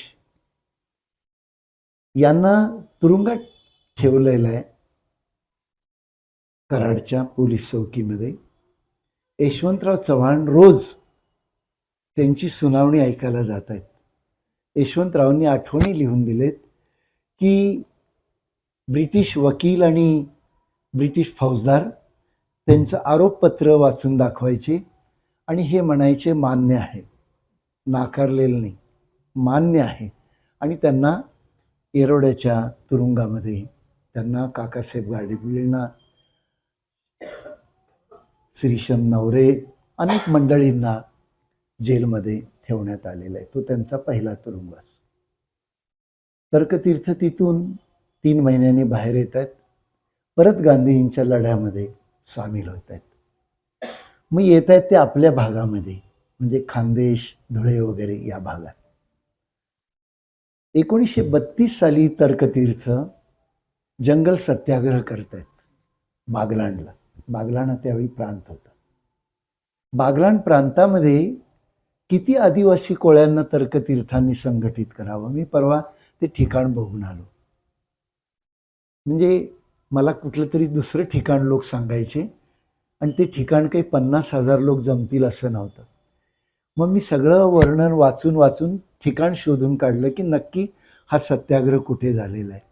तर एक 200 वर्षाचं जैन मंदिर आहे, त्याच्यासमोर विशाल असं पटांगण आहे, तिथे तो सत्याग्रह झालेला आहे. नंतर ते शोधून मला मिळालं. पण 50,000 आदिवासी कोळ्यांना संघटित करून त्यांचं वर्णन आहे त्या 32 सालच्या लढ्याचं की सगळे आदिवासी कोळी धनुष्यबाण म्हणजे तिरकामठा घेऊन आलेले आहेत आणि ब्रिटिशच्या विरुद्ध ते आक्रमक होत आहेत. आणि ब्रिटिश फायरिंग करतायत. तर्कतीर्थ ॲब्स्कॉन. इंटेलिजन्सने असं लिहिलंय, a Sanskrit scholar became a revolutionary of India. ब्रिटिशनी नोंदवलेलं तर्कतीर्थांचं निरीक्षण आहे. मी तुम्हाला असं सांगेन मित्रांनो, एका माणसाचा एकाच आयुष्यात किती कायाकल्प व्हावा याचं उदाहरण म्हणजे तर्कतीर्थ आहे. हे तर्कतीर्थ पुढे मग मार्क्सवादी होत आहेत, रायवादी होत आहेत आणि मग पुढे स्वातंत्र्य आपल्याला मिळतं. माझा मूळ विषय आहे की महाराष्ट्राच्या जडणघडणीत तर्कतीर्थांचं योगदान काय, की अशी पार्श्वभूमी लाभलेले तर्कतीर्थ जेव्हा महाराष्ट्राच्या स्वातंत्र्य लढ्यामध्ये, म्हणजे महाराष्ट्राचा संयुक्त महाराष्ट्राचा लढा, तुम्ही जर संयुक्त महाराष्ट्राचा इतिहास वाचला तर तुमच्या असं लक्षात येईल, त्यावेळची जी काँग्रेस होती ती काँग्रेस द्वैभाषिक महाराष्ट्राचं समर्थन करायची आणि अत्रे आणि एस.एम. जोशी किंवा इतर सगळे स्वातंत्र्य सैनिक होते, हे संयुक्त महाराष्ट्राच्या लढ्याचे समर्थक होते. तर्कतीर्थांनी यासाठी यशवंतराव चव्हाण साहेबांच्या प्रमाणेच त्या काळामध्ये भरपूर मानहानी सहन केलेली आहे आणि आपला महाराष्ट्र नंतर 1960ला स्वतंत्र राज्य म्हणून आला. स्वतंत्र राज्य महाराष्ट्राचं झाल्यानंतर यशवंतराव तर्कतीर्थांना बोलवत आहेत आणि तर्कतीर्थांना असं विचारतायत की काँग्रेस कमिटीची अशी इच्छा आहे, 3 पर्याय यशवंतराव चव्हाण मुख्यमंत्री म्हणून तर्कतीर्थांच्या पुढे ठेवत आहेत. पहिला प्रस्ताव होता की तुम्ही काँग्रेसतर्फे महाराष्ट्रातून राज्यसभेवर जा आणि महाराष्ट्राचं प्रतिनिधित्व करा. दुसरी ऑफर होती, तुम्ही महाराष्ट्र मंत्रिमंडळात सामील व्हा, शिक्षण आणि संस्कृती मंत्रालय सांभाळा. तिसरा ऑप्शन यशवंतराव चव्हाण त्यांना देतात, यापेक्षा वेगळं काय करायचं असेल तर तो पर्याय तुम्हाला मोकळा आहे. तर्कतीर्थ खरे विद्याव्यासंगी कसे, तर ते असं म्हणतात यशवंतराव चव्हाण साहेबांना की राज्यसभेत जाऊन मी काय करू, माझं भाषण कोण ऐकणार तिथे, त्यामुळे आपलं भाषण जिथे ऐकतील तिथेच माणसांनी राहावं, असं म्हणून ते महाराष्ट्रात राहणं पसंत करतात. आणि मग चव्हाण साहेबांना असं म्हणतात, मंत्रिमंडळात राहून जी हुजुरी कशाला करू, मला स्वातंत्र्य राहिलं पाहिजे, असं काहीतरी काम करायचं आहे. ते म्हणतात तुम्ही ठरवा काय काम करायचं. तर ते असं म्हणतात की तुम्ही काल महाराष्ट्र स्वतंत्र झाल्यानंतर केलेलं भाषण माझ्या लक्षात आहे.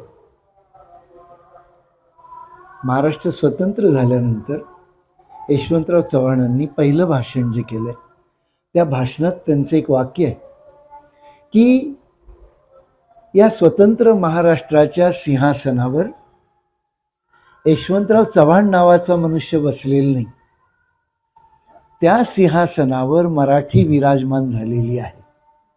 ते असं म्हणतात की या मराठी विराजमान झालेल्या भाषेचं काही चांगलं करायचं असेल तर ते माझ्या हातून व्हावं अशी माझी इच्छा आहे आणि मराठी ज्ञानभाषा करण्यासाठी मी माझं उर्वरित आयुष्य घालवीन. आणि मग यशवंतरावांशी चर्चा होते आणि 2 वर्ष चर्चा होऊन 6 महिने चर्चा होऊन 19 नोव्हेंबर 1960ला साहित्य संस्कृती मंडळाची नागपूरला स्थापना होते. तुम्हाला मित्रांनो खरं वाटणार नाही की आपला महाराष्ट्र म्हणजे अलीकडे हे जे वर्तमान सरकार आलेलं आहे ना, ते जेव्हा सत्तेत नव्हतं तेव्हा त्यांची ॲडव्हर्टाईज मला आठवते. कुठे नेऊन ठेवला रे महाराष्ट्र माझा, तुम्हालाही आठवत असेल. कुठे नेऊन ठेवला रे महाराष्ट्र माझा, असं म्हणून हे सरकार सत्तेत आलेलं आहे. वर्तमान सरकार, वर्तमान पक्षाचं सरकार.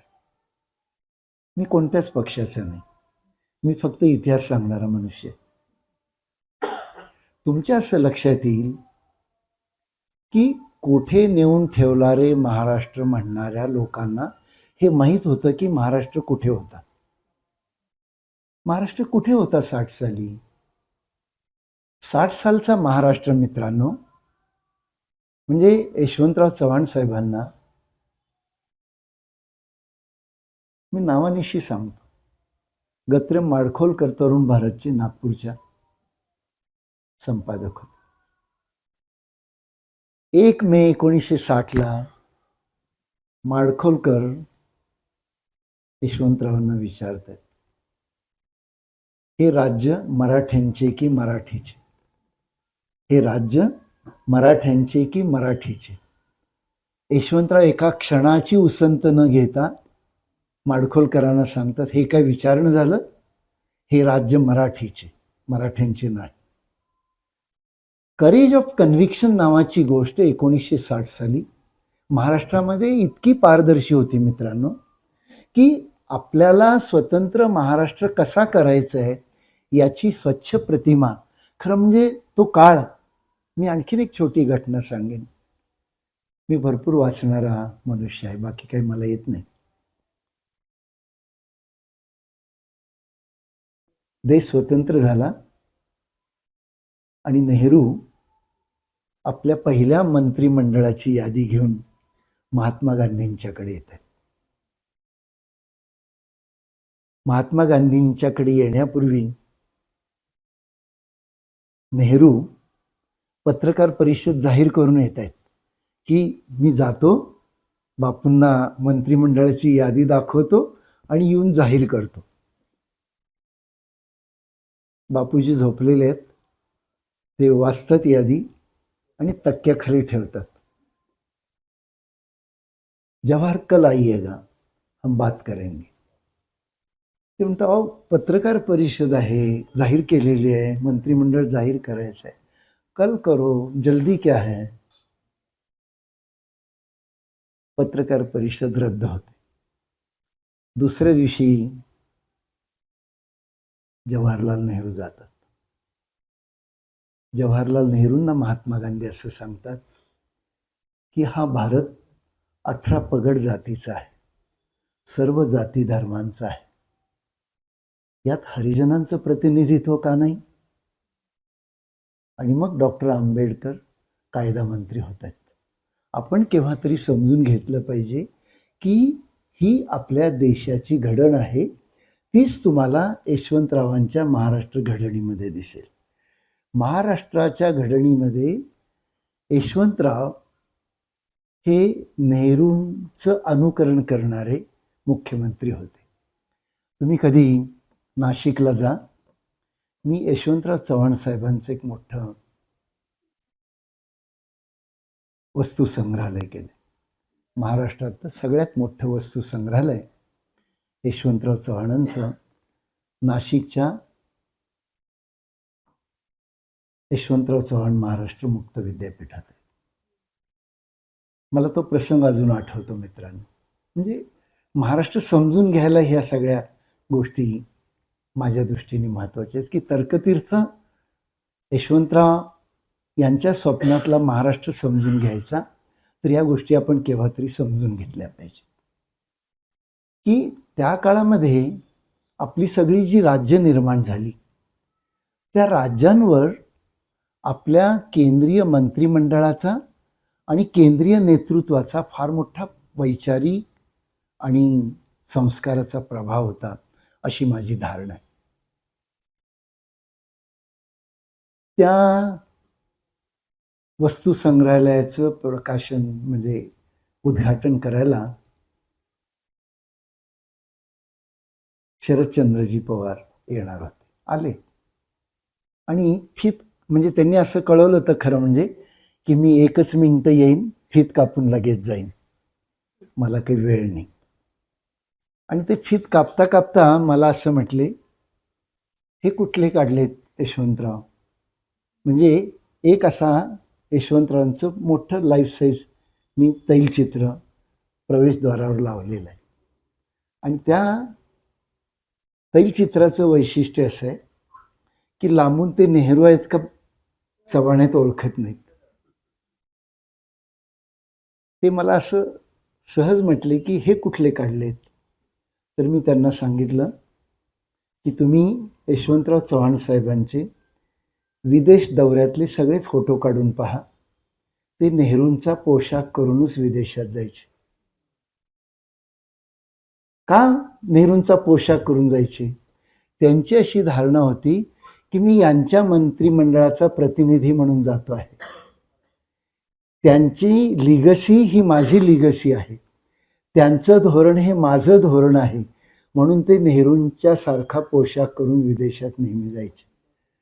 यशवंतराव चव्हाण साहेबांचं मित्रांनो आणखीन एक वैशिष्ट्य आहे की तर्कतीर्थान म्हणजे आपल्याकडे असं सांगितलं जातं, हे खरं म्हणजे बरोबर नाही, की तर्कतीर्थ हे यशवंतरावांचे गुरु आहेत. यशवंतराव आणि तर्कतीर्थ यांचा मोठा पत्रव्यवहार मी आता प्रकाशित केलेला आहे. दोघं एकमेकाला प्रिय नावाने पत्र लिहित आहेत. म्हणजे गुरुजी आणि शिष्य वगैरे असं कुठेही तुम्हाला दिसणार नाही.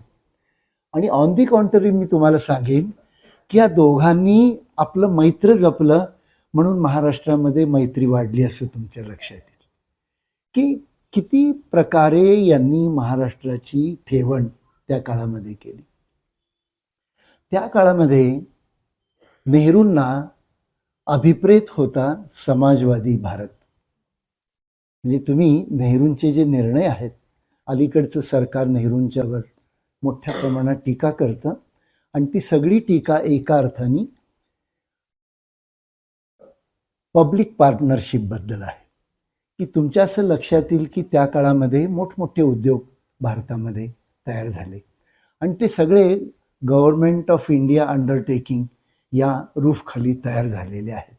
भेल नावाची आपली मोठी पोलाद इंडस्ट्री घ्या, अनेक इंडस्ट्रीज सांगता येतील.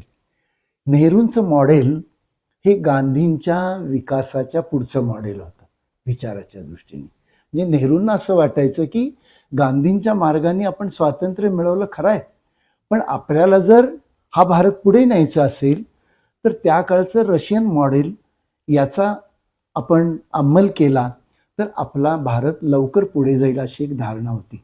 म्हणून तुमचं असं लक्षात येईल की नेहरूंच्या काळातल्या ज्या पंचवार्षिक योजना आहेत, ह्या सगळ्या पंचवार्षिक योजना ह्या इंडस्ट्री आणि ॲग्रिकल्चर यांचं कॉम्बिनेशन असलेल्या सगळ्या विकास योजना आहेत. त्या काळातल्या महाराष्ट्राच्या चव्हाण साहेबांच्या काळातल्या सगळ्या योजना तुम्ही पाहाल तर त्या देखील ॲग्रो इंडस्ट्रियलायझेशनच्या योजना असलेल्या दिसतील. 1960 सालचा महाराष्ट्र, त्याचं जे यशवंतराव चव्हाण साहेबांनी जे स्वप्न बाळगलेलं होतं, खरं म्हणजे यशवंतरावांना फार वर्ष स्वतंत्र महाराष्ट्राची काही मिळाली नाही. अवघी 2 वर्षच त्यांना 62ला ते चीनच्या युद्धात संरक्षण मंत्री म्हणून गेले. जास्त काळ राहिले असते तर महाराष्ट्र कदाचित वेगळा आपल्याला पाहायला मिळाला असता. पण या 2 वर्षाच्या काळामध्ये त्यांनी महाराष्ट्राचे जे निर्णय घेतलेत, आज आपण म्हणजे मी तरी, तुम्ही माहीत नाही मला, मी नादारीमध्ये शिकलेला विद्यार्थी आहे. 1200चं उत्पन्न, आमची पिढी 1200च्या उत्पन्नामध्ये शिकलेली आहे. म्हणजे ज्यांचं उत्पन्न 1200च्या आत आहे त्यांना मोफत शिक्षण. मित्रांनो, मी तुम्हाला सांगेन की हे यशवंतराव, तर्कतीर्थ आणि त्यावेळचे बाळासाहेब देसाई शिक्षण मंत्री होते. या तिघांनी मिळून आणलेली योजना आहे. माझी अशी धारणा आहे मित्रांनो, या 2 वर्षामध्ये महाराष्ट्राने आपल्या विकासाचे जे निर्णय घेतले, त्या 2 वर्षातल्या निर्णयांनी महाराष्ट्रामध्ये आर्थिक, शैक्षणिक, सामाजिक, औद्योगिक, कृषी क्रांती आणलेली आहे. यशवंतरावांना असं का वाटावं की 1200ची नादारी दिली तर महाराष्ट्र शिकेल? तुम्ही केव्हा तरी नाशिकला जा. नाशिकच्या म्युझियममध्ये एक अत्यंत दुर्मिळ दस्तावेज मी लावलेला आहे.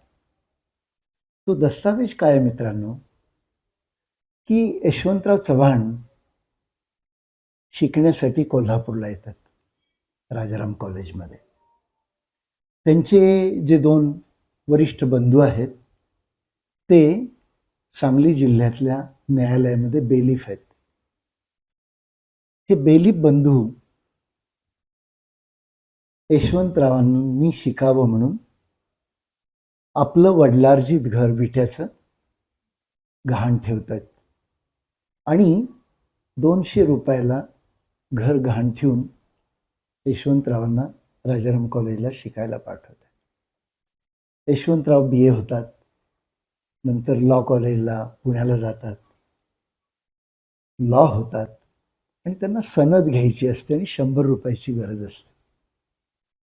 तर ते भावाकडे येतात की मी आता इथपर्यंत आलोय, आता फक्त काळात कोट चढवायचं बाकी आहे आणि 100 रुपयाची गरज आहे. सनद मिळाल्याशिवाय मला वकिली करता येत नाही. मोठा भाऊ सावकाराकडे जातो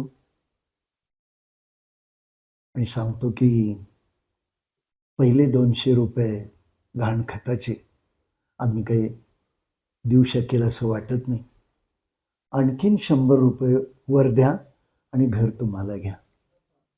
यशवंतरावांनी असं लिहिलंय की मी मुख्यमंत्री झाल्यानंतर माझ्या लक्षात आलेली गोष्ट अशी आहे की माझ्यासारखीच परिस्थिती महाराष्ट्रातल्या घराघरात आहे आणि शिक्षणासाठी कुणाला घरदार विकायला लागू नये म्हणून 1200ची नादारी आलेली आहे.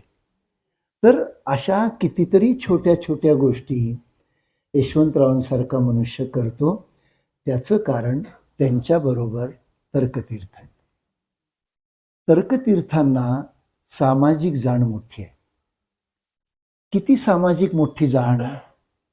तुम्हाला खरं वाटणार नाही की तर्कतीर्थ 1960 साली साहित्य संस्कृती मंडळाचे अध्यक्ष होत आहेत आणि 80 साली त्यांचं मानधन 1000 रुपयाचं वाढत वाढत जाऊन 3500 रुपयाला थांबलेलं आहे. मासिक 3500 रुपयावर या माणसांनी आपला संसार चालवलेला आहे. त्या काळात तर्कतीर्थ बायकोला असं म्हणायचे, बायको तक्रार करायची की रोज उठून तुम्ही व्याख्यानाला जाता, अगं व्याख्यानाला गेले की 5-50 रुपये मिळतात, आपली मुलं शिकतील, आपला संसार चालेल, 1000 रुपयात काय होणार? पहिलं मानधन 1000 रुपये. 1000 रुपयाच्या बिदागीवर हा मनुष्य मराठी विश्वकोशाचं साम्राज्य उभा करतो. हा मराठी विश्वकोश जो तर्कतीर्थांनी निर्माण केला, एकट्या तर्कतीर्थांना त्याचं श्रेय देणं बरोबर नाही. त्या काळातले जितके सगळे विद्वान होते त्या सगळ्या विद्वानांनी मराठी विश्वकोशामध्ये योगदान दिलेलं आहे मित्रांनो. म्हणजे तुम्हाला खरं वाटणार नाही, 60 साली MA PhD झालेल्या विद्वानांना वाईला येऊन नोंद लिहिण्यासाठी मायबाप महाराष्ट्र सरकार उदारपणे किती रुपये द्यायचं? 35 रुपये भत्ता द्यायचं. 35 रुपयात गावाहून यायचं, वाईत राहायचं, लिहायचं आणि परत जायचं. हे व्हायचं नाही म्हणून तर्कतीर्थ आपल्या घरी सगळ्यांना जेवण घालत आहेत वर्षोनवर्ष. महाराष्ट्र असाच मोठा झालेला नाही मित्रांनो. आपण केव्हा तरी असं समजून घेतलं पाहिजे की वर्तमान महाराष्ट्राची बौद्धिक संपदा ही तर्कतीर्थ आणि त्यांच्या सगळ्या सहकार्यांनी केलेल्या त्यागावर उभी आहे. की त्यांनी त्या काळामध्ये इंग्रजीच्या जागी मराठी यावी. आज आपण अभिजात मराठीचे चौघडे वाजवतो ना, मी तुम्हाला सांगेन तर्कतीर्थी जितकी अभिजात झाली तितकी नंतर कधीच झाली नाही आणि होईल याची पण शंका मला वाटते. का मी असं म्हणतो, मगाशी सरफराज म्हटलं ते खरं आहे की या माणसांनी साहित्य संस्कृती मंडळामार्फत काय काय योजना आणल्या. एक विश्वकोशाची मी तुम्हाला योजना आणलेली सांगितली. त्यांनी जगातलं सगळं क्लासिक्स मराठीमध्ये आणलं त्या काळात. त्यांनी सगळे कोश मराठीमध्ये आणले. त्यांनी भारतीय सगळ्या भाषांचा इतिहास मराठीमध्ये आणला. त्यांनी सगळ्या भारतीय भाषांच्या परिचय पुस्तिका मराठीमध्ये आणल्या. त्यांनी सगळ्या ज्ञान विज्ञान शाखा मराठीमध्ये आणल्या. म्हणजे प्लॅस्टिकवरचं पहिलं पुस्तक तर्कतीर्थांनी लिहून घेतले. त्या काळामध्ये जे सुशिक्षित लोक होते ना, ते सगळे विदेशातून शिकलेले लोक होते. स्वच्छ आहे की त्यांचं इंग्रजी माध्यमातलं शिक्षण होतं त्या काळातलं, आणि ते इंग्रजीतच लिहायचे. तर्कतीर्थ एकेकाला बोलवून आणायचे आणि काय सांगायचे, अहो तुमचं प्लॅस्टिकचं पुस्तक मी इंग्रजी वाचलं, काय छान लिहिलं तो तुम्ही, पण तुमची मराठी मातृभाषा नाव तेच मराठीत का लिहित नाही तुम्ही, असं म्हणून ते इंग्रजी पुस्तक लिहिलेल्या माणसाला तेच पुस्तक मराठीत लिहायला लावायचं. म्हणजे त्यांचा एक स्थापत्य शिल्पकोश आहे. त्या स्थापत्य शिल्पकोश जर तुम्ही वाचला ना, तुमच्या आजही असं लक्षात येईल की अरे आपल्याला साधे साधे शब्द अजूनही आपल्याला कळत नाहीत. म्हणजे आता प्लॅस्टिक शब्द निघालाच म्हणून मी सांगतो, प्लॅस्टिकला मराठी शब्द काय आहे, कोण सांगेल इथे, कोणाला माहिती आहे? प्लॅस्टिकला मराठी शब्द प्लॅस्टिकच आहे. प्लॅस्टिकला मराठी शब्द प्लॅस्टिकच आहे ना, आपल्याला माहीत असलेला. आपण सगळे MA PhD, मी स्वतः, आपण कधी विचारच केलेला नाही की याला मराठी शब्द असू शकतो. आकार्य, आकार्य म्हणजे ज्या साच्यात घालावा तसा आकार होणारा म्हणजे प्लॅस्टिक. असे किती शब्द तर्कतीर्थांनी कॉइन केलेले आहेत, निवडलेले आहेत. म्हणजे तर्कतीर्थांनी, म्हणजे या माणसाची प्रज्ञा किती व्यापक होती मी तुम्हाला सांगतो. त्यांनी त्या काळामध्ये पदनाम कोश नावाचे एक कोश लिहिलेला आहे, तयार केलाय. संदर्भ काय आहे की आपला महाराष्ट्र स्वतंत्र झालाय आणि महाराष्ट्राची सगळी पदं इंग्रजीतच आहेत. म्हणजे कलेक्टर उदाहरणार्थ, त्याचं जिल्हाधिकारी आपण नाव केलं. इंजिनियर आहे त्याला आपण अभियंता केलं. डॉक्टर आहे त्याला वैद्य केलं. असे सगळ्याला प्रतिशब्द आपण, टेबल आहे त्याला मेज केलं. असे सगळे शब्द तयार केले. हा पदनाम कोश जेव्हा प्रकाशित झाला ना, अत्रेंनी हैदराबादच्या एका परिसंवादामध्ये तर्कतीर्थ समोर बसलेत. त्यांच्या समोर म्हणले, हा कसला पदनाम कोश शोधून काढलाय शास्त्रीजींनी, हा तर बदनाम कोश आहे म्हटले. तर्कतीर्थांच्या पुढे आचार्य अत्रे या कोशाची खिल्ली उडवत आहेत. तर्कतीर्थ शांत ऐकत बसलेले आहेत. सभागृहच असं म्हणतं की शास्त्रीजी याचा प्रतिवाद आता तुम्ही केलाच पाहिजे. लोकांना असं वाटतं की शास्त्रीजी प्रतिवाद करणार नाही. शास्त्रीजी उठतात, अत्यंत सभ्यतेनं असं सांगतात की प्रत्येक माणसाची शब्द संपदा त्याच्या त्याच्या संस्काराने येत असते. पहिलं वाक्य, मी पदनाम कोश लिहिला, तो यांना बदनाम कोश वाटतो. जो रोज उठून दुसऱ्याची बदनामी करतो त्याला दुसरा कोश कसा सुचणार. असं करत करत ते आपला प्रतिवाद मांडतात. पण हे दोघे अत्यंत जवळचे मित्र, जिथेही तुम्हाला सांगायला हरकत नाही. एवढी सगळी खडाजंगी झाल्यानंतर दोघे मिळून एका ठिकाणी जेवायला जात आहेत. महाराष्ट्र असं समृद्ध होता बरं का, की मतभेद असतील पण मनभेद कधी असणार नाही आमच्यात. हा जो संस्कार महाराष्ट्राने त्यांच्या काळामध्ये जपलेला होता. तो आणखीन मी तुम्हाला एक उदाहरण सांगेन की महाराष्ट्र स्वतंत्र झाल्यानंतर पहिल्या अधिवेशनामध्ये आचार्य अत्र्यांच्यावर हक्कभंगाचा ठराव आलेला असतो. अत्रे काहीतरी नव्या काँग्रेसच्या विरोधी बोललेले आहेत आणि काँग्रेस हक्कभंगाचा ठराव आणतं. काँग्रेसची मेजॉरिटी होती. हक्कभंग ठराव मंजूर.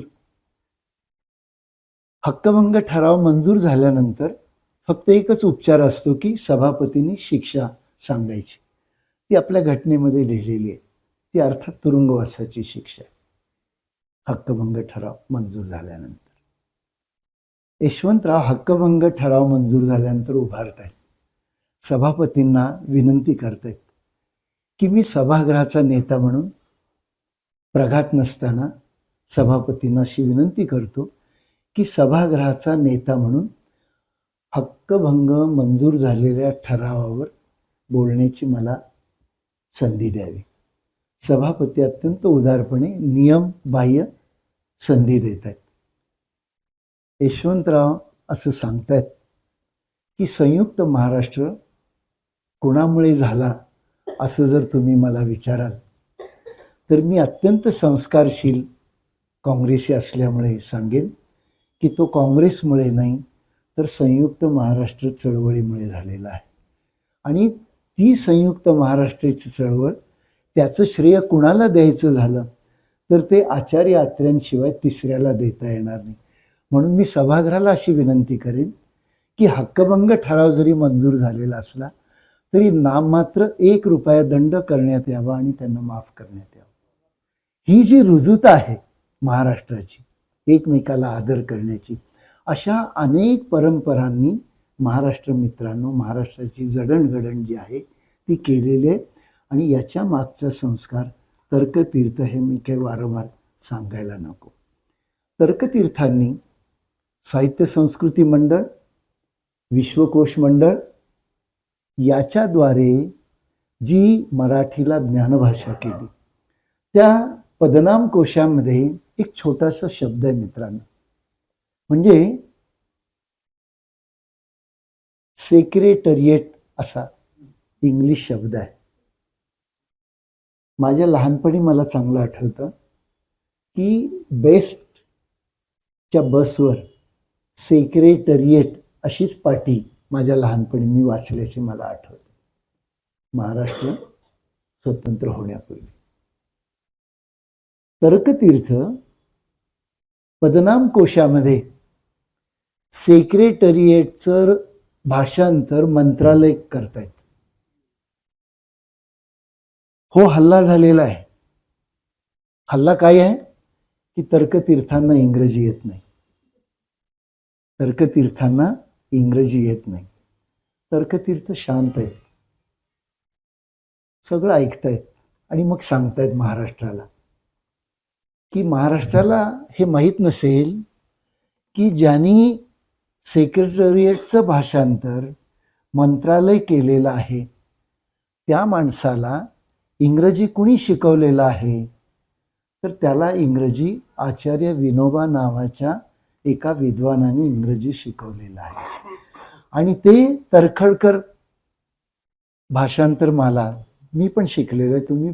तुमच्यापैकी काही लोक शिकले असतील माझ्या वयाचे. आम्हाला शाळेमध्ये तर्खडकरांचं 1, 2, 3 ही भाषांतर असायची, कंपल्सरी असायची.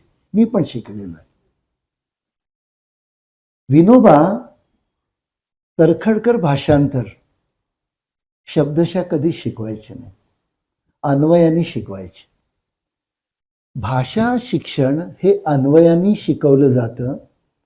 हे विनोबांसारखा गुरु, खरं म्हणजे विनोबा आणि तर्कतीर्थ वाई पाठशाळेतले सहपाठी आहेत, सहाध्यायी आहेत. एकाच वर्गामध्ये ते शांकर भाष्य शिकतायत आणि हे न्याय शिकतायत. एकच गुरुजी एका विद्यार्थ्याला न्याय शिकवतायत आणि दुसऱ्याला शांकर भाष्य शिकवतायत. तर्कतीर्थांची विद्वत्ता पाहून विनोबा त्यांना असं सांगतायत की तू हे घटपटाचं श्राद्ध करायचं सोडून दे, म्हणजे संस्कृतचं भाषांतर करून विद्वत्ता पाजळायची हा उद्योग तू करू नको. तू इंग्रजी शिक, इंग्रजी शिकशील तर अमेरिकेला जाशील, संस्कृतच बोलत राहशील तर महाराष्ट्राची सीमा पण तू ओलांडू शकणार नाही. शांकर भाष्य शिकल्यानंतर आचार्य विनोबा बडोद्याला आपल्या गावी रावपुऱ्याला जात आहेत. जाताना तर्कतीर्थांना सांगतात, मी सांगितलेलं लक्षात ठेव आणि ठरलं तर बडोद्याला ये. तर्कतीर्थ आणि त्यांचे 2 मित्र इंग्रजी शिकण्यासाठी पाठशाळेतून पळून जाऊन बडोद्याला इंग्रजी शिकतात.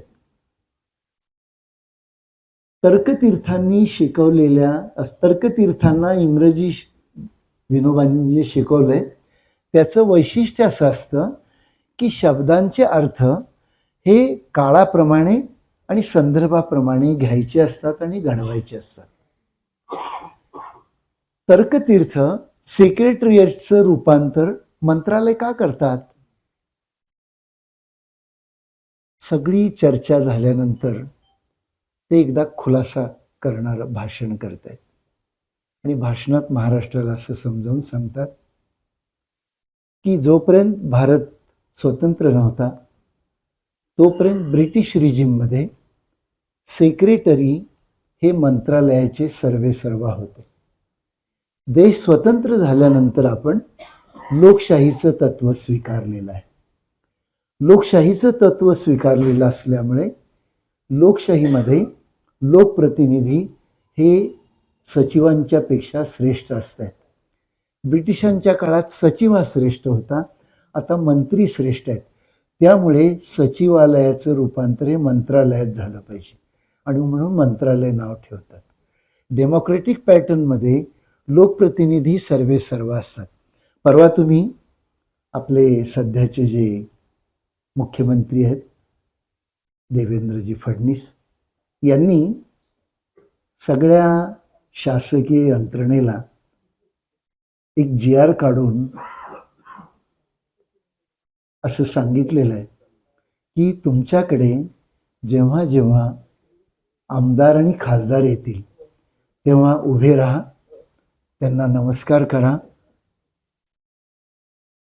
याच्या मागचा तर्क तर्कतीर्थ आहे की या स्वतंत्र देशामध्ये, लोकशाही देशामध्ये सर्वश्रेष्ठ कोण तर लोकप्रतिनिधी आणि प्रशासन असतं ते त्यांना बांधील असतं, ते त्यांच्या अधीनस्थ असतं. अशा प्रकारची वैचारिक मशागत मित्रांनो जर कुणी महाराष्ट्राची केली असेल, म्हणजे तर्कतीर्थांनी महाराष्ट्राला प्रतिशब्द नाही दिले, तर्कतीर्थांनी महाराष्ट्राला प्रतिबुद्धी पण दिलेली आहे. ती प्रतिबुद्धी अनेक प्रकारे महाराष्ट्राला तर्कतीर्थांनी दिलेली दिसेल. तर्कतीर्थ नंतरच्या काळामध्ये महाराष्ट्राचे प्रबोधन पुरुष होत आहेत. तुम्ही 1900 म्हणजे मी परवाच 150व्या वसंत व्याख्यानमालेत पुण्याला भाषण दिलेलं आहे. आपल्याकडे 2 संस्था, एक ग्रंथोत्तेजक मंडळ आणि दुसरं वक्रोत्तेजक मंडळ, ही 2 मंडळं महाराष्ट्रातली अशी सांस्कृतिक मंडळ आहेत की ज्या 2 सांस्कृतिक मंडळांनी महाराष्ट्राची वैचारिक मशागत आणि महाराष्ट्राची बौद्धिक घडवणूक केलेली आहे. या 2 संस्थांच्या मध्ये तुम्हाला असं दिसेल की गेल्या 150 वर्षामध्ये महाराष्ट्राची जी वैचारिक घडण झाली, या घडणीमध्ये 150 वर्षातल्या सगळ्या समाजपुरुषांनी हा महाराष्ट्र कसा घडावा याचं काही एक मूल्यांकन करून ठेवलेलं आहे. त्या मूल्यांकनामध्ये मित्रांनो तुमच्या असं लक्षात येईल की विशेषतः तर्कतीर्थ, तुम्ही वाईमध्ये कधी गेलात म्हणजे आपल्याला तर्कतीर्थांचा ज्ञानव्यवहार माहीत असतो, पण तर्कतीर्थांना ज्ञानाबरोबर अज्ञानाची पण माहिती होती. याचं एक सुंदर उदाहरण म्हणजे तर्कतीर्थांनी लिहिलेला एक लेख आहे. तो लेख काय आहे म्हणजे आपल्याला ज्ञानाचा दिवा घरोघरी लावायचा आहे आणि घरोघरी खरा ज्ञानाचा दिवा लावायचा आहे असा ध्यास लागलेला हा ज्ञानपुरुष तो एक ज्ञानकोश शोधून आणतोय. त्या ज्ञानकोशाचं नाव काय आहे? Encyclopedia of ignorance. Encyclopedia of ignorance, अज्ञानाचा ज्ञानकोश. कोशाचं वैशिष्ट्य काय मित्रांनो? एका अशा कोशामध्ये जगातले 50 शास्त्रज्ञ आपापल्या विद्याशाखेमध्ये माणसाला काय काय माहीत नाही ते लिहित आहेत आणि तर्कतीर्थ त्याच्या आधारे आपली ज्ञानाची वाट पुसतायत. म्हणजे साधी गोष्ट आहे, एक मानसशास्त्रज्ञ आहे, तो त्या एन्सायक्लोपीडिया ऑफ इग्नोरन्समध्ये काय लिहितो की माणसाला झोप लागते हे खरं आहे, पण झोप का लागते याचं ज्ञान माणसाला अजून झालेलं नाही. माणसाला झोप लागते खरं आहे, पण स्वप्नांचा अजून पूर्ण शोध माणसाला लागलेला नाही. माणसाला 2 मनं असतात हे खरं आहे, पण नक्की खरं मन कोणतं ते अजून माणसाला कळालेलं नाही. एक झोप नावाच्या एका चॅप्टरमध्ये माणसाला झोपेबद्दल काय काय माहिती नाही त्याची माहिती दिलेली आहे. आणि तर्कतीर्थांचा व्यासंग असा आहे की त्याच्यावर आपल्याला काय काय लिहिता येईल. ज्ञानकोशामध्ये, मराठी विश्वकोशामध्ये जी सगळी माहिती आहे मित्रांनो, मी एनसायक्लोपीडिया ब्रिटानिका वाचलेला आहे, अनेक कोश वाचलेले आहेत मी वेगवेगळ्या कारणांनी. मी तुम्हाला सांगेन मराठी विश्वकोश हा एनसायक्लोपीडिया ब्रिटानिकापेक्षा सर्वश्रेष्ठ कोश आहे. एनसायक्लोपीडिया ब्रिटानिकामध्ये ज्या नोंदी नाहीत अशा कितीतरी आधुनिक नोंदी मराठीमध्ये तर्कतीर्थांनी अनेक विद्वानांच्याकडून लिहून घेतलेल्या आहेत. त्यामुळे वर्तमानामध्ये मला केव्हा केव्हा तरी असं वाटतं मित्रांनो की तर्कतीर्थ 1994 साली गेले आणि जागतिकीकरण सुरू झालं. आपण जसं महात्मा गांधींना सोडलं, आपण जसं नेहरूंना सोडलं, तसं आपण तर्कतीर्थांना पण वाऱ्यावर सोडलं. म्हणजे 90 सालानंतर महाराष्ट्रामध्ये इंग्रजीचं वारं व्हायला लागलं. आपण सगळे महाराष्ट्रीय माझ्यासह आपल्या घरातला एक तरी मुलगा किंवा मुलगी अमेरिकेत नाही असं महाराष्ट्रातल्या सुशिक्षिताचं घर नाही. वर्तमानामध्ये महाराष्ट्रातल्या मराठी भाषेत शिकलेल्या सगळ्या माझ्या वयातल्या मुलांची मुलं इंग्रजी शाळेत शिकत आहेत माझ्या घरात पण. आपण काय केलं नक्की तर्कतीर्थांचं की ज्या माणसांनी आपली ज्ञानभाषा घडवली त्या ज्ञानभाषेला आपण सोडलं आणि आपण आपली इंग्रजी ज्ञानभाषा केली. माझा विरोध नाही आहे काळाबरोबर. म्हणजे मी तुम्हाला अनुभवाने असं सांगेन मित्रांनो की 90 सालापासून मी विदेशात जायला लागलो. 20-25 देश तरी मी पाहिलेले आहेत आणि 90 पासून पाहतो आहे. 90 मध्ये पाहिलेलं जग आणि 2025 मध्ये पाहिलेलं जग याच्यामध्ये अंतर भारताबरोबर जगात पण आलेलं आहे. 90 साली मी फ्रान्समध्ये होतो. फ्रान्समधला एकही मनुष्य इंग्रजी बोलायचं नाही, फ्रेंचच बोलायचे. 96 साली मी जपानमध्ये होतो. जपानी मनुष्य जपानीच बोलायचा, इतर भाषा बोलायचं नाही. मी आज परत त्या देशात जातो. माझ्या असं लक्षात येतं की सगळ्या देशातले लोक इंग्रजी बोलायला लागलेत, इंग्रजी लिहायला लागलेत, इंग्रजी वाचायला लागलेत. टेक्नॉलॉजीने सगळं जग जवळ आणलं. ते केवळ आणि केवळ इंग्रजी भाषेमुळे आणलेलं आहे. म्हणजे मी असा काही गळा काढून वगैरे बोलणार नाही. म्हणजे महाराष्ट्राचा सत्यानाश केला मराठीत. मुद्दा काय आहे मित्रांनो, की ज्ञानभाषा या काळाप्रमाणे बदलत असतात आणि जगाने केलेलं ते आपण का केलं नाही ते मात्र आपण विचार करण्याची गोष्ट आहे. म्हणजे असं नाही झालेलं की जपानी लोकांनी जॅपनीज भाषा सोडली आणि इंग्रजीचं अनुकरण केलं. फ्रेंचांनी फ्रेंच सोडली आणि इंग्रजीचं अनुकरण केलं. आपण मात्र ते केलं. आपण चूक काय केली आहे की मातृभाषेतलं शिक्षण हे किमान मराठी शाळेमध्ये कंपल्सरी असलं पाहिजे, याला छेद देत आपण डायरेक्ट इंग्रजी माध्यमांचा जो अनुनय केलेला आहे, त्यामुळे आपल्या मराठीचं दूध तुटलेलं आहे. जग हे नेहमी ज्ञानभाषेच्या संदर्भामध्ये असं मानतं की मातृभाषेमध्ये ज्ञान पक्कं झालं पाहिजे. त्याची मातृभाषेतली भाषिक समज ज्या समाजाची पक्की असते तो समाज पुढे अनेक भाषांचा अभ्यास करू शकतो. ही जी विसंगती महाराष्ट्रामध्ये आणि भारतामध्ये, खरं म्हणजे नुसती महाराष्ट्रात नाही, ती भारतातल्या सगळ्या प्रांतांमध्ये झालेली आहे. 2025 साली तर्कतीर्थ केवळ 125व्या जयंतीनिमित्त जेव्हा आपण अभ्यासायचे, तेव्हा परत तर्कतीर्थांचाच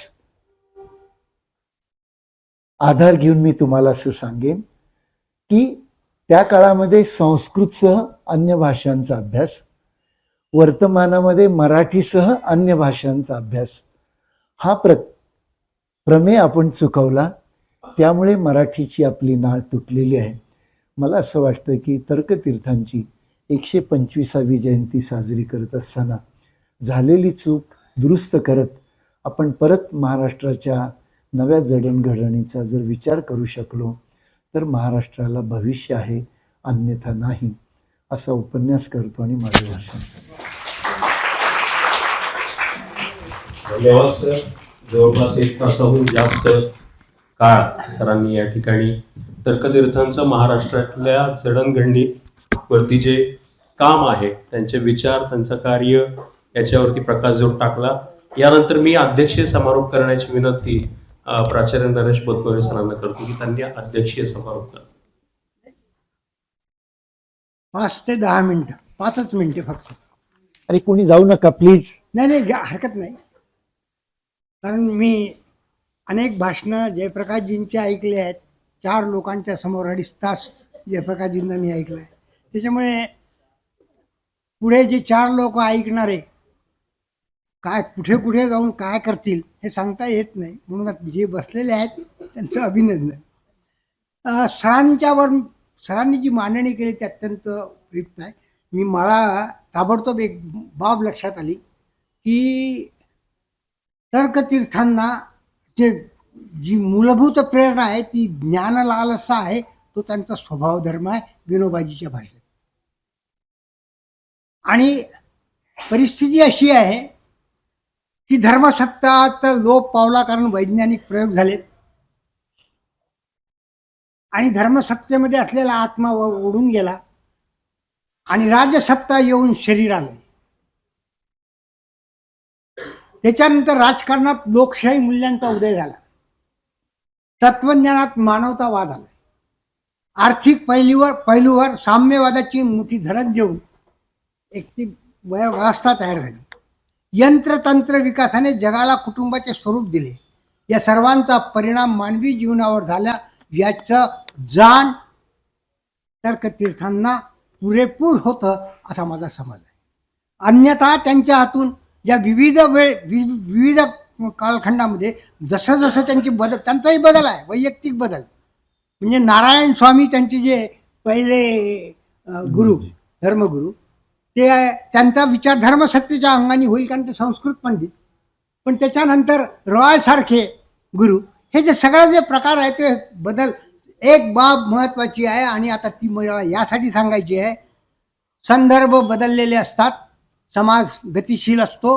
बदललेल्या संदर्भात भान ज्याला असतं त्यांना आपली लाईन आखावी लागतं, त्या पद्धतीने जावं लागतं. जर त्या पद्धतीने जर आपण गेलो नाही तर पुढची पिढी आणि एक समाजामध्ये एक वेगवेगळ्या प्रकारची द्वंद्व तयार होतील. तर मला दोन मुद्द्यांचं मला थोडंसं तुम्ही जर सांगितलं असतं तर बरं झालं असतं की 1933 साली एरवाड्याच्या तुरुंगामध्ये सातोळेकर आणि अस्पृश्यता निर्मूलन. महात्मा गांधींच्या अस्पृश्यतेच्या कार्याला गती देण्याचं काम तर्कतीर्थ. यांच्यामुळे आहे. शुद्धी सर्वक्रम अशा प्रकारचं ते स्वरूप आहे. तो एक आहे मुद्दा. अहिंसेच्या बाबतीतला जो मुद्दा आहे तोही तिथेच चर्चेला झाला. आणि त्यानंतर तुम्हाला सांगतोय की अशा काही या गोष्टी ज्या आहेत त्या गोष्टी आपल्याला समजून घेतल्या पाहिजे. अलीकडे काय झालेलं आहे की अलीकडेच्या कालखंडामध्ये आम्ही माहितीलाच ज्ञान समजायला लागलेलो आहे. ही तंत्र विकासाने आमच्यावर आणलेली आपत्ती आहे. माहिती ही ज्ञानाचं स्वरूप नाही, तर माहितीचं कन्व्हर्जन करावं लागतं. आणि ते कन्व्हर्जन करीत असताना ज्ञानात त्याचं रूपांतर करताना योग्य ते कोणतं ज्ञान आहे, विकासाला कोणतं उपयुक्त आहे, कोणत्या ज्ञानाच्या आधारावर आपण प्रगती करू शकतो, वैयक्तिक, सामाजिक, राष्ट्रीय, आंतरराष्ट्रीय, जागतिक, याचं भान आज आम्हाला राहिलेलं नाही आहे. याचं कारण असं आहे की आम्ही माहितीचं रूपांतर, माहितीलाच जर ज्ञान समजलं. आता अनेक लोक ते तुमच्या याच्यावर काढतात मोबाईलवर, हा डॉक्टर मला अमुक झालं म्हणायच्या आधीच ते आपलं पाहून घेतात कोणते औषध घ्यायचे आहे. अरे बाबा, ते सगळं वेगळं आहे. ज्ञान वेगळं, माहिती वेगळी. म्हणून माहिती ज्ञान कृपया ज्ञान समजायला लागले ही अत्यंत चुकीची समजूत निर्माण झालेली आहे. आणि त्याचा विचार आपल्याला करावा लागेल. कारण या माहितीनेच आजकाल सगळं वातावरणच बदलून टाकले. कोण काय बोलतं कोणालाच काही कळत नाही. काय बोलतात तज्ज्ञ लोक, काय बोलतात तज्ज्ञ लोकांचं काय म्हणणं, काही आम्हाला कळतच नाही. आणि जर कळलं तर वळत पण नाही. कारण बोललो तर बोलू की नको, मोठे प्रश्न आहेत. म्हणून मला असं वाटतं की तर्कतीर्थांचं जे आजचं भाषण अत्यंत मला आवडलेलं आहे. मी फार काही बोलणार नाही. आता एक फक्त मला दोन मुद्दे आहे. गांधीजींवर जे अस्पृश्य निवारणाचा प्रश्न गांधींनी 1930 पासून थोडा सुरू होता, परंतु त्याला शास्त्रीय रूप देण्याचं काम तर्कतीर्थांनी केलेलं आहे. आणि वेदामध्ये हिंसा नाही असं त्यांनी स्पष्टपणे गांधींना सांगितलं. हे जे दोन महत्त्वाचे मुद्दे मला वाटतात ते. पण याच्या पुढे प्लेटो म्हणतो तेवढं मी तुम्हाला सांगतो. सत्य असू शकतं, सत्यालाही अनेक कंगोरे असू शकतात, सगळ्या प्रकारचे असू शकतात. ती प्लेटोची विचारधारणा आहे. आम्ही आता मी म्हणतो तेवढंच आहे.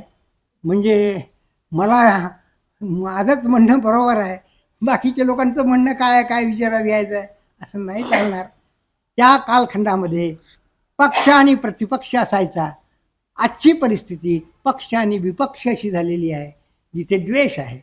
अशा प्रकारचं वातावरण ज्ञानाला पोषक असत नाही. ज्ञानाचा विकास त्यावेळेस होतो शिष्याचा आणि गुरुचा. हेही तर्कतीर्थांनी मांडलेलं आहे की ज्ञानाचा विकास त्यावेळेस होतो की जेव्हा त्यांना तेजस्विता हा शब्द वापरला आहे. बरोबर आहे सर, तेजस्विता हा शब्द वापरलेला आहे की ज्ञानाचा विकास सुद्धा करण्यासाठी म्हणजे शिष्यांचा आणि गुरुचा पक्ष आणि प्रतिपक्ष असला पाहिजे.